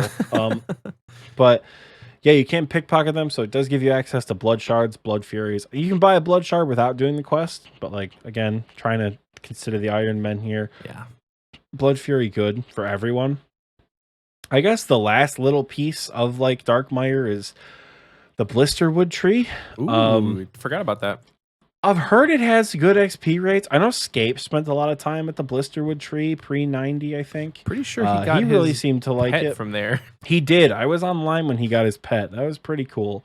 He got his pet so long ago. This was back in the day where we were in like the Vikings CC. Oh, Like we weren't even like we weren't TNLCC. the TNL. There wasn't a clan yet. There wasn't a clan chat. Wow. It was a long time ago. So I do remember when he got that. I've heard it's good XP per hour. I think you get like consistently maybe like 70k. The tree doesn't despawn, but you will kind of like randomly stop cutting. Yeah. It's not like normal trees that like disappear, and it's not quite like redwoods or like Motherlode Mine where there's like veins, quote unquote. You'll just stop. Mm-hmm. But the blisterwood tree never moves, so it's extremely AFK. It's really good for mobile. Yeah, you just got to pay And attention again- a little bit. Yeah, I've heard the rates are okay. Sins of the Father has some pretty steep requirements to do, and it has an awful boss fight. Really satisfying once you get it done, but it's hard. Yeah. Like, I'm going to stress again that I think Vanstrom is the most difficult quest boss to beat.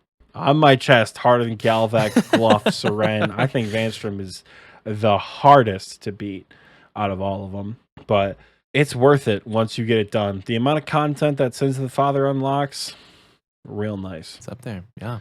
And that's going to close off me talking about this. And we're going to pass it over to our boy here for the last quest of the episode. Yeah. The quest cape of our podcasting. I don't know where I'm going with that. The most like baller quest. The most baller quest. We didn't actually save the best for last, which kind of sucks. But the last quest on our list, Bone Voyage, surprisingly enough. Again, it's not... We didn't save the best for last or anything. This isn't any sort of like top 10. These are just quests that we want you guys to strive for. So, Bone Voyage. And with that, the dig site, obviously. And kind of with that, kudos. So, there's a laundry list of quests that you'll need to complete Bone Voyage. But ultimately, what we're after here is a massive piece of content called Fossil Island. We're not going to go over everything that Fossil Island has to offer because, my goodness, that could be an entire episode on its own. But the main points are early game Hunter, absolutely cracked Hunter XP when you can do birdhouse runs. Like, I'm talking level ups every single time you do a house if you start there at like level 10 or whatever it is. So do your birdhouse runs. And if you haven't done your birdhouse run, this is your reminder to go do it. Damn it, Michael. I gotta go do a birdhouse run. Son of a bitch. The best AFK melee training after sand crabs, you have the ammonite crabs, which you might struggle to find a world. I'm sorry about that because everybody loves killing ammonite crabs, but you'll find a world.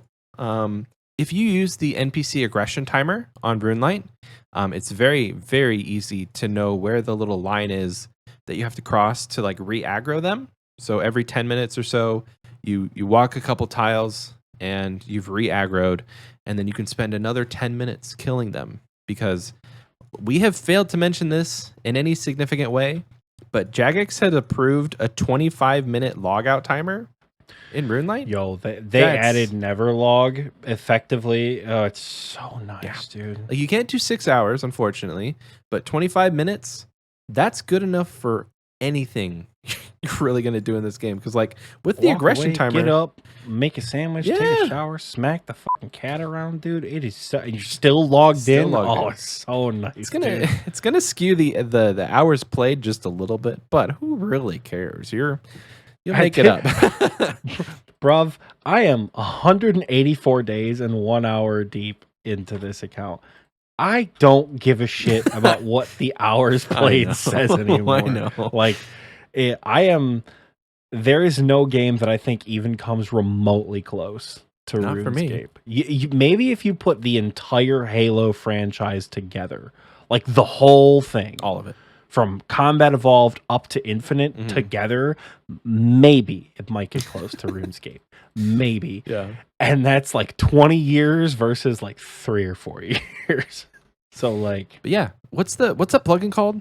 Logout timer, I think. Easy enough. yeah, I think literally So, it's yeah. just called Logout Timer. And it's not one of the plugin hub ones. Literally, it's just in the settings. Set it to 25 minutes. Golden. So ammonite crabs. Once you get a higher hunter level, you can go up to herbivore. The other main thing that you're going to want to do once you get to Fossil Island is start planting seaweed. Number one, it's great for Iron Man account, and if you're playing an Iron Man, you already knew that. But it's going to be probably your best chance for any sort of farming pet. I think when you look at the rates and how it all works, seaweed is like in the top 3 for best methods to get the farming pet. I wouldn't know. I've planted a ton of seaweed and still don't have the pet, but maybe I just haven't planted enough. But that's, yeah, like I said, an entire episode's worth of content could be said about Fossil Island. So get your quest done, get in there and run around and figure stuff out. Because there's you've also so got much.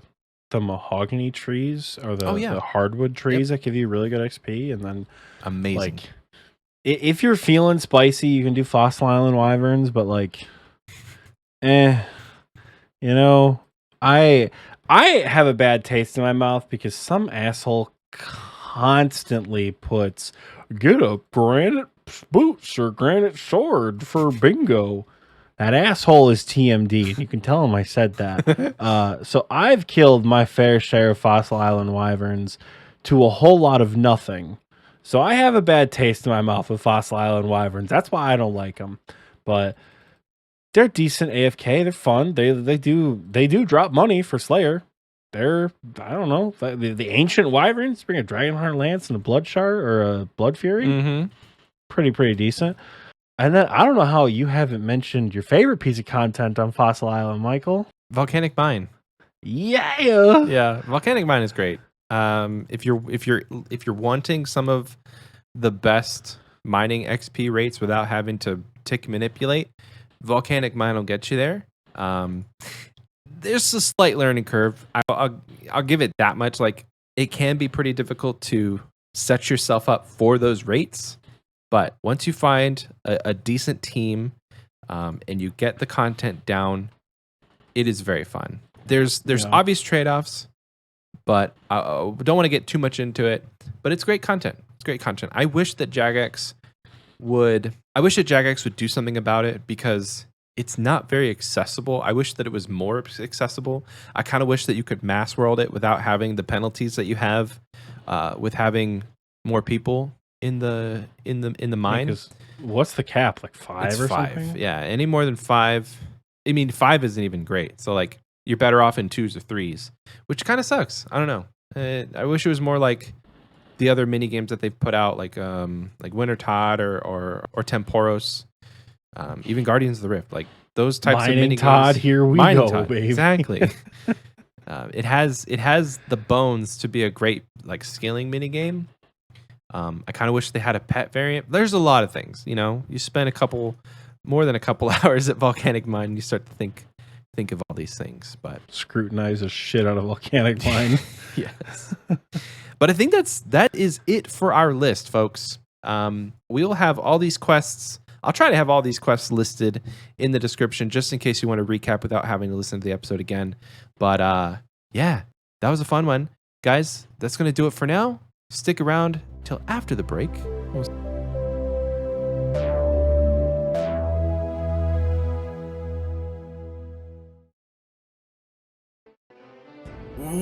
What's up, Scapers? Are you guys ready for the greatest edition of the Grand Exchange since the Grand Exchange?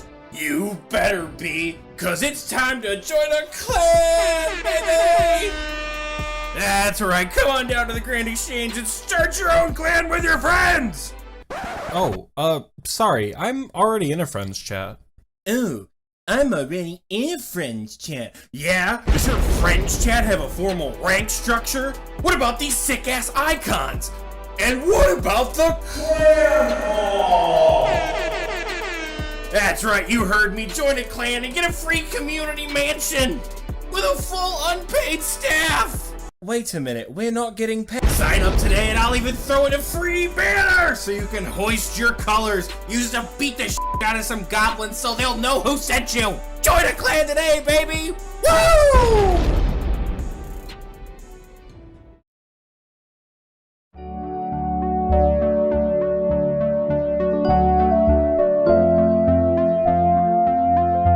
Welcome back. I hope you enjoyed that commercial because I know that I sure did. It is the part of the episode now where we give a shout out to our patrons who support us over on patreon.com/xpwaste. Couldn't do this without you guys. If you're in the Wise Old Man tier or the KBD tier, you get a special shout out with your name each and every episode. We appreciate you guys so much. I want to give a big ass shout out to our Wise Old Man tier, starting out with 10,000 Slugs, Escape Caution, Elagio, Bollimer, Basket, Benjamin R, Pork Jerry, Haddad Bod, Cole, C. Gladney, Connor M, Morty, Creamed Ham, Drum TXT, Duke Bradley, D. Falconer, Flying Castiel, Fortimus, Francine 1225, Gecko, and this next one is HJAE, which we deduced is probably just J, but could be very wrong. If I'm wrong, please let me know. Hoofhearted, Jack M, Jake W, Jerry, John P, Kevin B, Chaos Bane, Potato Pancake, Posh Padre, Mag Morpheus, Mike Oxmall, Mima, Nasty MFer, Nick B, Nick My Knack, 999999, Ninja Turtle Ruby, Obsidian Paladin, Okami Damashi, Pine Martin 709, Ice, Rectilinus, Wallow, Rust of Fury, Salted Snake, Soggy Waffles, Shadow, Skillaxon, Schuldveg, Solaire OS, The Chungaroo, THG Bang, Thormac, Troll, T-Pace, Valdon, and Zach without a K. That is our Wise Old Man tier. Thank you so much to everyone who supports us there. Next up is the KBD tier. We love each and every one of you. Big shout out to Bloodman, aka Young Kyle, Oxie's dad, also my dad, Dickie Bird, GIM Stones, Kroll, the Lord Jake himself, our third favorite Patreon supporter, Ralph, Rylithian, Skooma92, Spartan Fire, the Big G Jordy, and Toast No Toast. Thank you so much to everyone in the KBD tier. Again, we appreciate each and every one of you. Even if you weren't given a shout out this episode, shout out to Gnome Child and the Party Pete tier. If you'd like to support us, head on over to patreon.com/xpwaste. We have a challenge right now. And that challenge is, if we are to hit 150 patrons, each and every one of you on the list, when we hit 150, will have your names put on a shirt, put on the back of a shirt, and then on the front of the shirt will be a custom design, and you'll get that shirt for free. We'll send it out to you. We just need your address and what name you want on the shirt. So we're at 114 right now. So I'm not going to do any math. We just need a couple more. So if you want to support us at any tier is going to get your name on the shirt. Head on over to patreon.com/x2a. Somebody, Elogio in the recording booth chat said 36 more people. That could be literally 36 more people in the Gnome Child, which is only $1 per month. So if you want to get us to our goal of 150, we would appreciate it very much. And you'll get a cool shirt. So we already talked about the meetup. So if you want more information on the meetup, go back to like the first 10 minutes of this episode and listen to that again. Or stay tuned because we will have more info for you as the weeks go on. I'm honestly just impressed that we didn't do the entire rigmarole again because we didn't forget that we already talked about it. So look at us, dude. Professional podcasters. Look man. at us. We're so good. Who would have thought? Who would have thought? All right. So it is now time for the community question. Last week we asked you guys, what is your favorite mid-game moneymaker? We got a lot of responses, so I'm going to go through these quickly. Elagio says, it was KBD, but sadly never got a dragon pick, so I didn't make much money, but it was fun. Tommy says, as I'm trying to get the quest cape, I'll do the most profitable skilling method available to me while I grind out my next milestone if I really need money. There you go. Charlie says, I forgot to put this on YouTube, but flipping. You can do this with any stats and any amount of GP. Garrett says, no XP, but buckets of wax makes me about 100k after 10 minutes of collecting. You can catch me in Cather B with my frog mask eternally on until I get an endgame helm. Buckets of wax make you 100k per minutes. inventory? So that's 600k an hour. Interesting. Or what the... Wow, that is a strange mid-game moneymaker if I've ever heard one. Hey, Holy. We should do another mid-game moneymaker episode and try that one out. Matt says, I rotted away at Blue Dragons for hundreds of hours and switched back to flesh crawlers for herb drops to take breaks. Blue Dragons for money making, huh? I mean, I guess bones are good. Bones and hides, baby. Yeah. There's a couple consistencies in this world, and that's that bones and hides are always going to have some sort of value in old school RuneScape. True. Tom says simply Barrows with exclamation points. Love it. Duke Bradley says, I enjoy sending some Wintertot or Guardians of the Rift games when I'm in need of the coveted gold pieces. They said gold GP, but I just made it gold pieces. Chris says, I love sulfur lizards. Noted ore drops, decent seeds, medium clues, and they're cannonable. Probably not the most amazing for listeners, but someone just entering the mid-game, it's great. That's a good one. I didn't even consider that.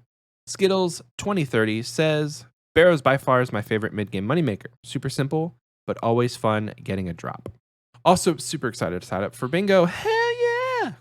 Taco Dog says, my favorite mid-game moneymaker has to be Vorkath. Whenever I'm short on cash or I'm bored, I go poke the dragon and pray I don't get hurt too bad.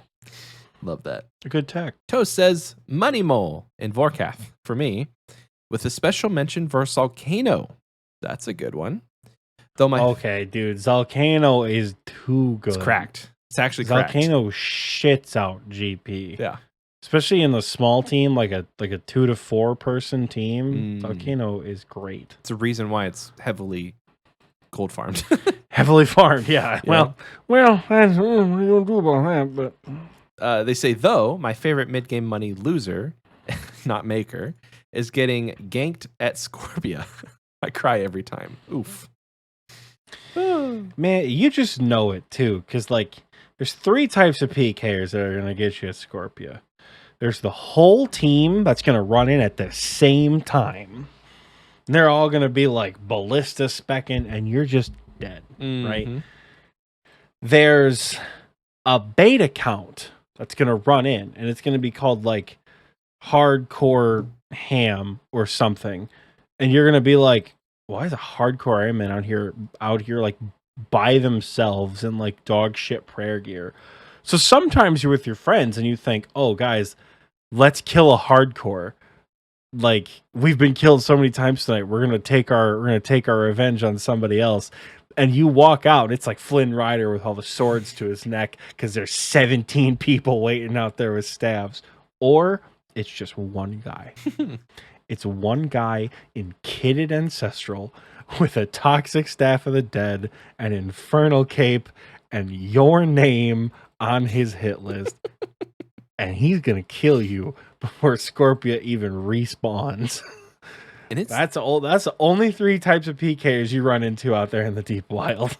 And it's not even like you can just teleport away. It's deep wilderness. So like either you run or you just accept your fate. It's honestly how it is. If you escape from Scorpia, you're a Chad. Nice. All right. Next up, we have Maddie. They say, for me personally, Blast Furnace was clutch in getting my account rolling. That's kind of cool. We talked about Blast Furnace a little bit, but I wouldn't have expected that to pop up here. Lord Maticus says, herb runs have carried me through this game. My bank value has gone from 10 mil to 100 mil in the last year just from doing herb runs. Cash stack is still small, but the gear keeps on coming. We love to see that. That is awesome. Imby Jones here says, I make most of my money flipping. It's relatively easy once you figure out what some really good daily items are, and it takes virtually no time to do it. I would love to get into flipping because like I perpetually have a cash stack that just sits in my bank and I'm doing nothing with it. You know, it's kind of like having like burying money. And instead of like investing it into like a good growth stock mutual fund, you're just burying your money. It's not earning you interest. It's like Ron Swanson where you bury bars of gold in your backyard. Yeah. Because you don't trust the government or banks. Yeah. So, moral of the story, I need to get into flipping. D2 says Volcano, very chill with great drops. Even got a few mining levels there. You got mining levels at Volcano? Who would ever level up at Volcano? That's a lot of Volcano. That's just unheard of, dude. Who would? Who would ever get especially a milestone level, man? Who would ever get a milestone level at Volcano, dude? What a shitter am I? That is a story for another time. Young Max says, Giant Mole. I roll up with full rune helm, power amulet, rune kite shield, D-long climbing boots, and monk robes. Kills take a while, but it's good money. Young Mac, thank you for that. That was good. All right. What? One more time. Repeat that gear setup one more time. I roll up with a rune full helm, power amulet, rune kite shield, dragon longs, climbing boots, and monk robes. All right. Well, this is the formal announcement to everyone in the TNL clan. Young Mac has officially been perma-banned from the Discord and the clan chat and the podcast and RuneScape. I've already talked to Jagex. We've completely deleted the account. Any other account they've ever played on, it's gone. No longer allowed to play. Never, ever. Do you know what that setup is, Michael? No. That is the poor man's guide to bossing, no requirements setup. That is just dog shit that I made like 3 or 4 years ago. So I would say it's been nice knowing you, but that would be a lie. Young Mac, it's time to go. He took your advice seriously. As he should. Poor man's guide. I can't even delete that video because it's just it's so bad that it's like It's iconic. gold, and we can't get rid of it. It's iconic at this point. God, what a king to type the whole goddamn thing out. I would not have caught that. So thank you for catching that. Unfortunately, I did catch it. Oh. All right. Moving on to our YouTube replies. We have 3 here. Charlie from the one we heard earlier kind of goes hand in hand with Slayer, but Ice Trolls carried my cash stack on my mid-game Iron Man. Buying items from shops to sell to the GE is a classic, as well as buying items from the GE to sell to shops. So got the old reverse Uno card there, namely shops that buy at high alch value. Jordy says, if Vorkath counts, I want to say Vorkath 100%. I love Vorkath. Fun boss with easy mechanics, and it's just consistent money every kill. I don't think technically Vorkath is mid-game. It's more like late mid-game. I feel like once you start doing Vorkath, you're no longer in the mid-game. Right. Like you've officially, once you start like your first KC is one thing, but once you're like 500 KC deep, like you're moving. Yeah. You're pushing forward. Yeah. With getting out of the mid game. Like you got the money, you got the gear, you got the know-how, you got the supplies to do it. So like mid game's probably in the past if you're grinding Vorkath for money and you're getting into that late game, doing all my late game things. Our last reply over on YouTube comes from Alex L. They say herb runs for consistency, PVM for the dopamine. Love that. That's a good answer right there. Thank you so much, guys, for answering last week's community question. If you want to answer this week's question, it will be, what is your favorite quest unlock? Answer that question over on the community question section on Spotify, or it'll be on the pinned comment on our YouTube channel. What is your favorite quest unlock? I think now, Oxie, it is time for Achievement of the Week. You might just be correct. Woo! It might just be time for Achievement of the Week. So, the 3 categories, as always, PVM, skilling, and then miscellaneous. Question mark? We're going to start with the miscellaneous question mark category, because I believe we only have 2 this week. Kind of a light week, but still pretty good achievements. Coming in first for this week, we have Zero Fox Given with his music cape. We don't see a lot of music capes in Achievement of the Week, frankly. So Zero Fox Given completed Chambers as Eric, and that was all the music tracks he needed.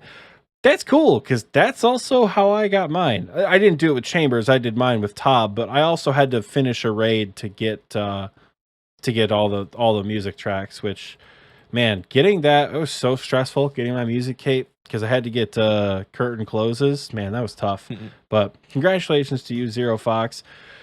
And after that, we have Fortimus with his Achievement Diary cape. Now, it was his big goal for 2022 to get the Achievement Diary cape. He's gone from 1940 total level to 2118 total level in, what's it been, like 9 months, basically? He showed a screenshot of what his original stats were, and some of these are pretty substantial increases, like 76 to 92 magic, 77 to 93 slayer, like 81 to 91 thieving, like straight through, And he said he also got a quest point cape this year. So big gains in the miscellaneous category here this week.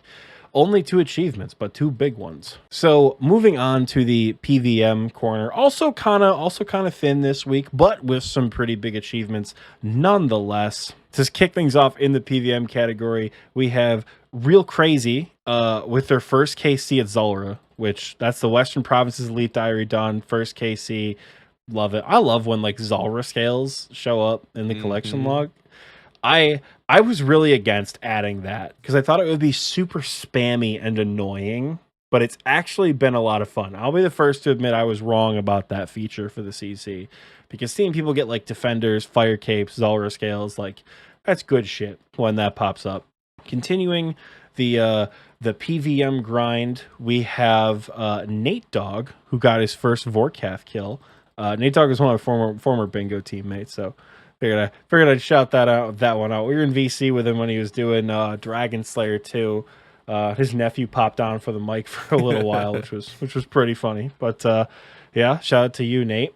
To the surprise of no one, the Tuzkal himself, 2 fast kills, has obtained his Cursed Phalanx, which, if you don't know, is the Osmumpton's Fang Ornament Kit, which can only be completed on a deathless 500 level invocation, Tombs of a Masket. That's insane. So, once again, he said, it's an untradeable PVM flex item. I must have it. And after several days of attempts, he finally did get it. I think he's the only person I know with that phalanx.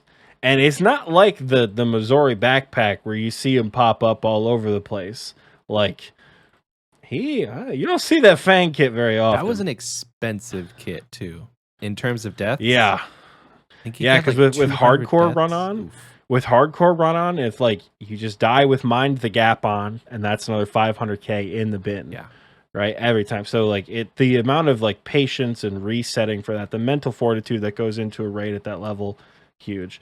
Fear Garden also got his Missouri crafting kit, by the way. I saw that pop up last night, I think.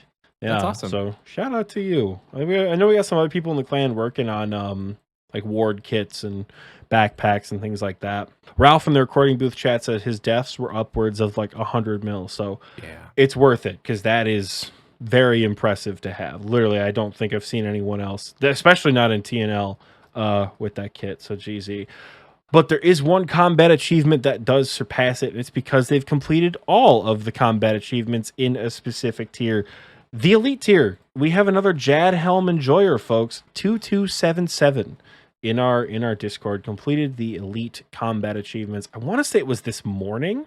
That was posted to Discord. They must be in a different time zone because I saw that at like probably 9 a.m. when I woke up. Yeah, it was at 10:20 in the morning. So either they're in a different time zone or they are a rise and grind kind of player. But in any case, congratulations. We now have another Jad Slayer Helm Enjoyer for the growing numbers here in the Discord. That wraps up PVM, so on to the skilling category. Miscellaneous and PVM were a little small, but pretty impressive. Skilling is beefy. Skilling is like, a couple quarter pounders stacked on top of each other with like a lot of cheese, like beefy. You know what I'm saying? But kicking things off, we've got some total XP to cover first because a lot of the people who have achieved the total XP mark are already maxed, except for one person who I'm kind of just going to be like, where's that max cape, girlfriend?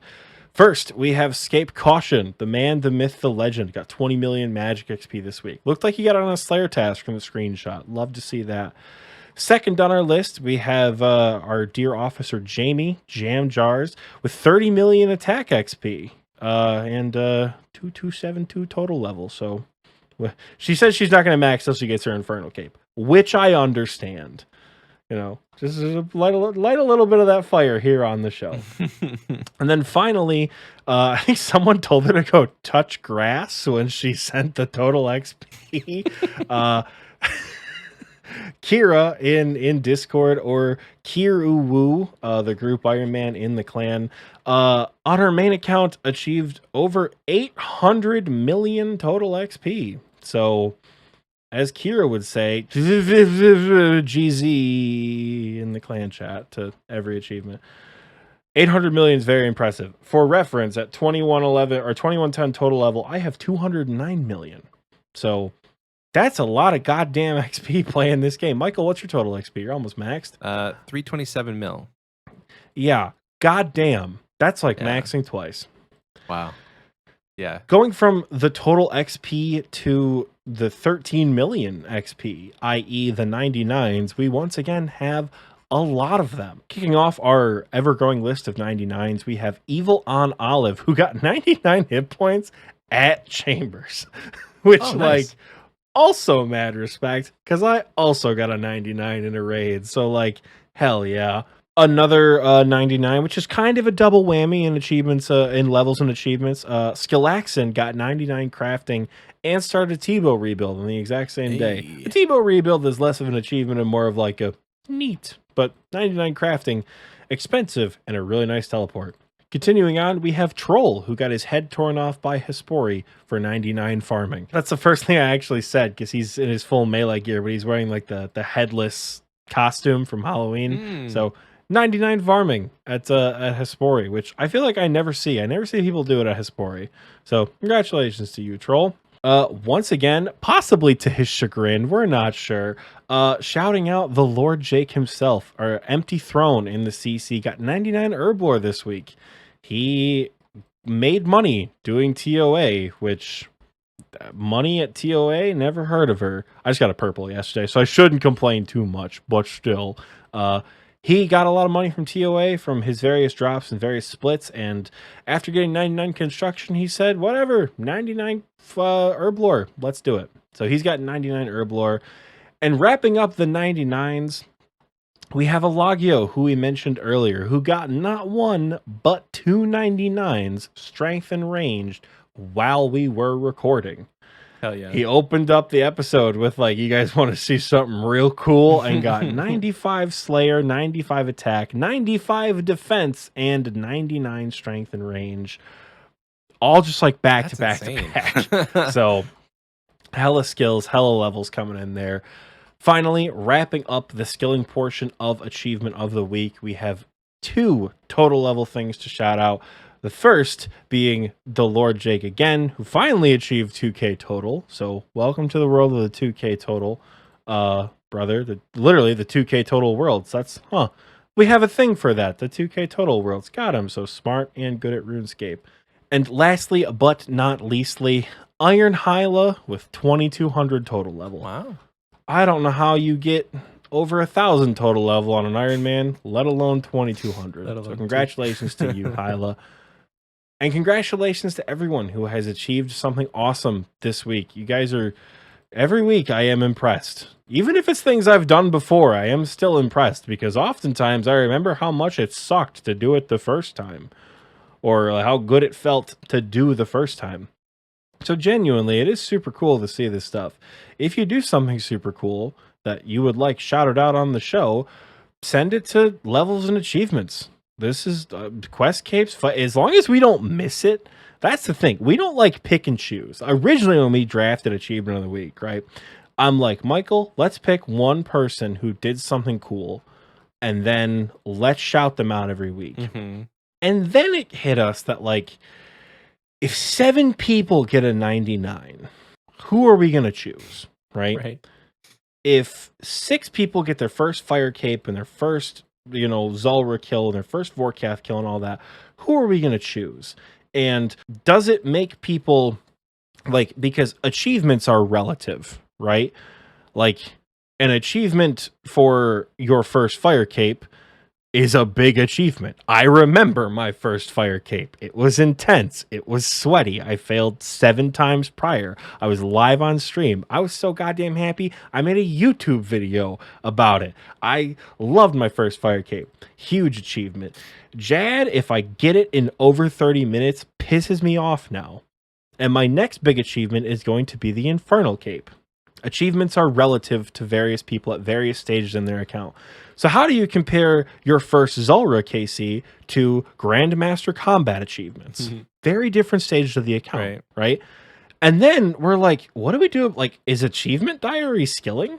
So Michael and I eventually just said, fuck it. we'll shout out everyone who does something cool because we couldn't pick.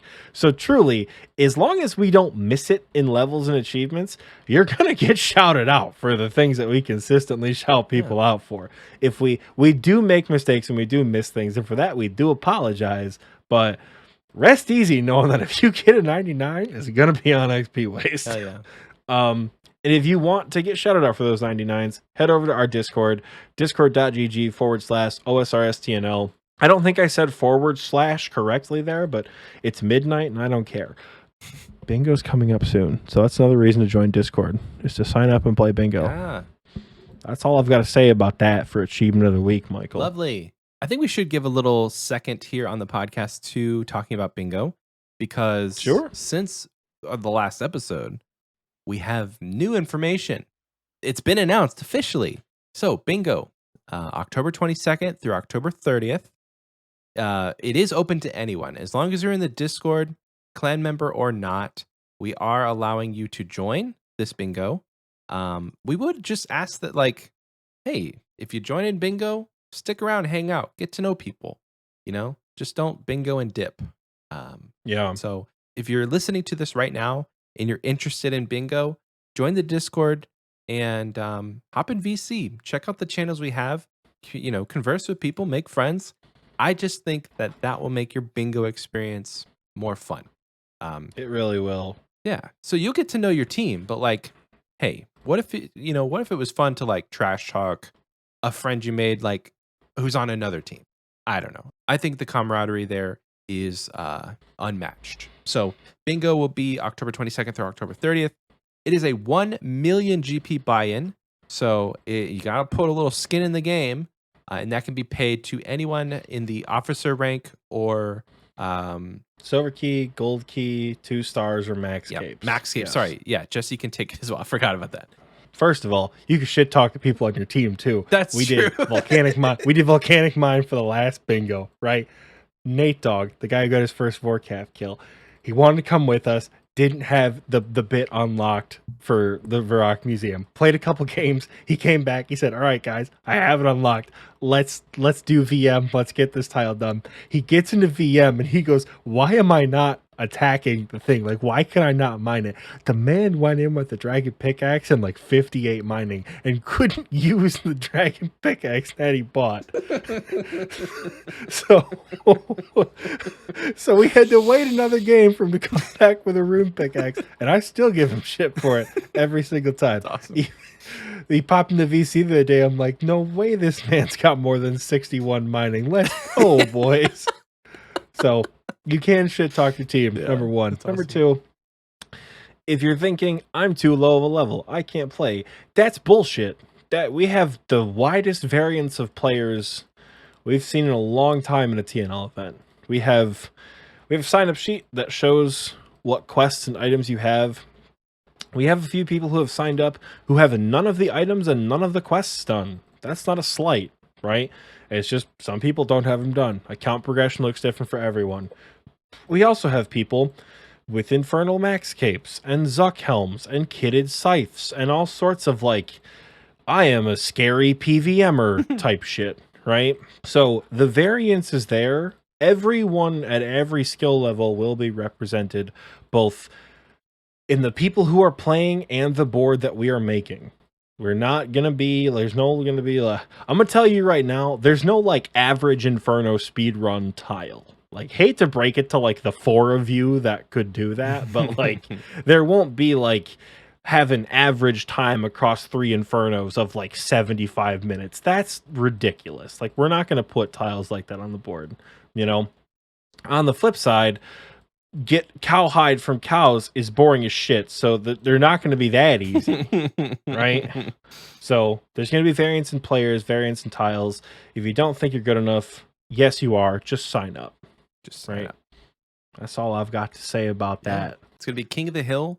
So we'll have daily and weekly tiles that will be either claimed, or we'll have like a top number of people. You'll gain extra points. You might even lose some points. Who knows? More info in the announcements channel on our Discord.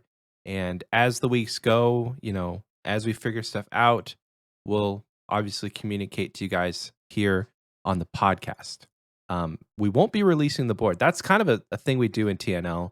Ever since the first bingo, the board is a secret. It's a heavily guarded secret. You're never gonna bribe me unless you have 100 mil to spill a tile. You're gonna get the board an hour before the bingo starts. So if you're hoping to see the board, you won't do it unless you can bribe me. But you're never gonna see it. There's a joke the other night in VC that Michael is the bribable one, and while Oxie is steadfast against bribing, he will accept carries for information. So, like, you know, carry him to a scythe kit, and he might just tell you about things. Get Who Oxie knows? his Missouri backpack, and he's got you locked down. For a time. Listen. I'm gonna get the Missouri backpack by myself. Okay, right? Okay. 350. I don't know about this 425, 450, 500 bullshit. I might call in the help of some better PVMers for that. Yeah. But 350, I think I can do by myself. Okay. And I think I want to do it by myself. That's awesome. It's just, you know me, I'm stubborn and like to flex things. Yes. I have a very I'm sure we've talked about it before. Speaking of getting off track before the fun question, I am kind of convinced that if you can't do it with the gear you have, or if you can't do it without like several billion GP worth of loans, you can't do it at all. That's why I have sat in the Inferno for 10 months with a Bofa after being offered probably 17 twisted bows to just get it over with. But yeah, so backpack I'm getting by myself. So Love it. Can't carry me to that. Cool. You can carry me all you want. I will be carried. I don't mind. But that is it for bingo, folks. We're very excited. We do have a fun question, Oxie. We have a fun question. We do. We finally have a fun question. And it's not a postcard, oddly enough. No postcards came in this week. I'm low key actually worried a little bit. I'll be gone for 3 weeks, and I'll have no way to check the PO box. And I've heard that my silly post office will like send stuff back if you don't check they'll put a key in your post office box that opens a bigger box, and they'll just like return to sender stuff. So I'm probably gonna enlist the help of my dad to go check it like once a week while I'm gone. Could you like talk to the post office and be like, yo, I'm gonna be out of town, and like bullshit, I'm telling you have like important business mail coming. Oh yeah, You, like Yeah, need them I'll to talk. hold all stuff from the from the PO box. I'm actually going up there on Monday, so I'll probably talk to them and be like, hey guys, I'm gonna be out of town. What can we do? So rest assured, we will have more postcards when I get back in late October. But I pulled this fun question straight from the Discord. We have a fun questions channel open to our patrons, and this one was actually from a month ago, because that's how long postcards have been carrying us through the fun question section. But this one's from Mima. He says, you're allowed to add, change, or remove one thing from or for old school RuneScape. What is the most chaotic thing that you can think of? This is a fun one because we can get absolutely cracked with the things that you can change, add, or remove. But not only is it like, ooh, I want to give myself, infinite run. No. We're trying to be chaotic here, people. So I've got one. We'll probably just like riff and get more than one. But I thought of one. So if you want me to go first, I can go first. I just want to shout out the fact that Ralph said evolution of combat in the recording booth chat, which nothing's gonna be more chaotic than that. Holy shit. Yep. I think you won that one, Ralph.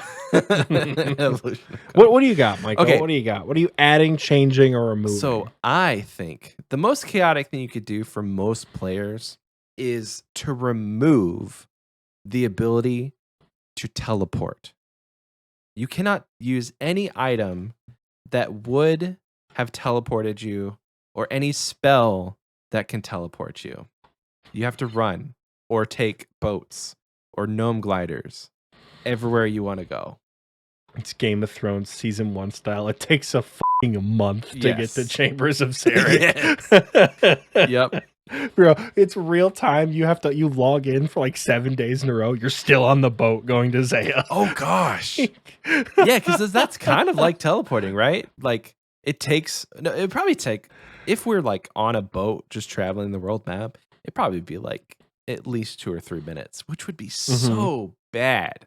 Like you're like, hey guys, I'm gonna go to Chambers. I'll see you in 30 minutes. And then you just like set your character to sail, and then you go make a coffee or you go use the restroom, and then you're back and you're like, well, still got another minute and a half. So then you're scrolling on TikTok while you're just waiting to get there. Ralph in the recording booth says, but there was a storm, so your ship breaks down. And then you're just swashbuckled on the Western provinces. RNG was not good to you that day. Extra 15 minutes. Oh my gosh. Oh, I think I would actually quit. I don't know that I would play this game without teleports. That would be so bad. Very chaotic. God, that would be just terrible. I can't live anymore. Dude, watch me play my group Iron Man. I can't live without my house and all the teleports that are in there. Yeah. Like, because like you could use your house, but you would have to physically like run to the portal. Yeah, you'd have to run to the portal every time you wanted to get in there. And then like what? Like, are you going to regen your health and your run energy? Because then you could just like eat a shark in your bank and drink a prayer potion. You know, sip a stam. You don't need to run all the way to your house for that. Ralph said I won in the recording booth chat. I won for that answer. I want to know if you have anything, and I'm going to be thinking about this, but like, what could you add to RuneScape to make it chaotic? You want me to add something that would make it chaotic? Yeah. I just think like I have a couple. I have changes. I have additions. I have removals. Okay. Like, there's so many things you could do to like completely destroy this game. Add a 4th combat style. Uh-oh. Let me think. Add like machine guns or something. I don't know. Add a 4th combat style. That's not ranged, not magic, and not melee. Add something else. Telepathy. Like you hurt them with your mind. Maybe, yeah. Do like Angel does on Dorks and Daggers, where you like you just mean to them, take damage. Yeah. Like add like, it's so hard because even like, let's look at other like medieval games, right? Let's look at a game like Skyrim. At its core, it's range, mage, and melee for all the combat, right? Add a 4th combat style. Like, summoning is the most, like, if you adjusted summoning to be like, it's like Pokemon at that point. Like, you can only fight with your familiars. Yeah, it's like thralls that would be to the pretty max. stupid. Yeah, but like adding a 4th combat style, that's an addition that would be a disaster to the OSRS like framework. Because like, is the level 90 summon monster suddenly better in the Inferno than my Bofa? Oh, no. Like how does it affect weaknesses? That'd be insane. Yeah. I think the biggest thing I could remove to make it chaotic is remove PvP boundaries and make this game full lost PvP. Just like turn it into Deadman mode. I didn't 100%. think about that. This game would plummet population in a day. Yeah. Like, in a day. Sign me up for that nearest private server, please. And I think for changing, right, the biggest change that'd be chaotic for old school RuneScape, make it first person. Oh my gosh. Make old school RuneScape first person. That would be a mess. Can you imagine killing Bloodvelt's first person? Ugh. I don't want to. I can't imagine doing anything in this game first person. Yeah. The graphics would be kind of cool though. How boring it would be. Boring? Yeah, I mean, kind of. Like, it's the same, like, chop. I want you to look at your hand right now, Michael. I'm running, so. I want you to look at your hand. Okay. Right? No, in real life, look at it. I want you to wind it back, and I want you to swing it forward. Yeah. And I want you to do that for 9 hours straight. For one level. That's just what you're... But then, if it's first person, how do you rotate the camera? Like, okay, the tree disappears. You just like mouse. have to like your WASD keys at that point over. Yeah. Okay, cool. For skilling, it sounds easy. What do you do when you're like moving tiles, like trying to attack You know, a boss? it would be so interesting because I'm thinking like slasher game, like button mashing slasher games, like where you have a sword and a like Minecraft. It would be like Minecraft where you're running around with a sword, and instead of like auto retaliating like back to back combat like that, you actually run up and slash things. What if it was auto retaliate? Oh, that would be. What if you just like your character? boring. It'd be so jarring to like turn the first person camera every time you got attacked by something. Oh my god, you turn your look sensitivity up to like 10, your character just like shoots around. Oh god. First person RuneScape would be so chaotic. It's first person without the ability to jump. I think that's the worst thing. Oh my in this god, whole thing. you can't. Like, I love Minecraft, and I would probably play the heck out of RuneScape if it was first person, but kind of like modeled around how you play Minecraft. Like you have your inventory in a bar that you can toggle things, but like you have your main inventory. Like if it was Minecraft, but RuneScape. I'm not talking like make it Minecraft. Like look at how the HUD looks right now in RuneScape, but just first person. But just make it first person. Gosh. Like that would be so. Like Ralph brought up, what about agility shortcuts? What about pathing? Like you can't. I'm on Fossil Island right now, running around the northern end of the island. There's so many clicks. You can't walk through any of the mushrooms. So there's like set paths you have to take that are not nearly as visible in a first person view. That's true. You can't zoom as they out. would be in a third person top down. Yeah, you can't like zoom out and click halfway across the map to get where you want. You're like clicking 4 tiles ahead of you, running there, clicking 4 more tiles. Oh my god, that would be or so WASD, bad. The WASD, the little WASD. But what if they didn't change it all and you really had to like click where you click still? Oof. Still point and click. I think truly, I think that's it. Don't change any other mechanic. Just make it first person. Yeah. Click I'm to done. walk. Click to attack. My 5,800 hours are down the drain, guys. I'm sorry. F keys still work perfectly. Whenever you want to switch something. Oh my god, that'd be so horrible, dude. I don't even want to think about PVM content, dude. Wardens on Insanity would be so nuts. scary. A lot of PVM in this game would be scary. Like doing Nightmare first person, that would be a literal nightmare. I contend that the scariest piece of first person PVM would be Nilokas. Oh yeah. I think you would get so overwhelmed So and many anxious in the spiders. Nilo room in first person that you would just like never want to play the game again. You know? It really would make like Theater of Blood You get- spooky content. You get like the detail of monsters too. Like an Anku is an undead, like fleshy skeletal ghost. And you'd have to look that bitch in the eye every time you went to kill it. Like, it'd just be something so like disconcerting about first person RuneScape. I think that's the change I want to make. First person, right there. Yeah, because there is something very comforting about the like having the ability to just zoom out and everything just becomes like tiny little squares. You don't have to look at the stuff that makes you uncomfortable. The thing that makes me most uncomfortable is just skilling tab, honestly. But you know, don't look at numbers have always been scarier than ghosts. Don't look at it. Well, I think that was. Did you have any more? No, I could sit here for hours and think about just- ways to ruin my favorite game, so but I many think things. first person takes the cake for me. Yeah. Don't change the mechanics, just make it first person view. Yeah. If you guys want to answer this fun question, because I think it deserves more answers, hit up the XP Waste chat in our Discord and let us know what you would add, change, or remove to make RuneScape more chaotic. Because I think that's a fun question. And shout out to Mima. Great question, Yeah, Mima. shout out That to was- Mima for that one. Well, XP Wasters, I think it is the time now that we send you off to listen to another RuneScape podcast of your choice. So it's the end of our episode, but it doesn't have to be the end of your podcasting journeys. Yeah, the one that you got recommended to us from, go watch another episode of that. Shout out to Lumbee Lounge.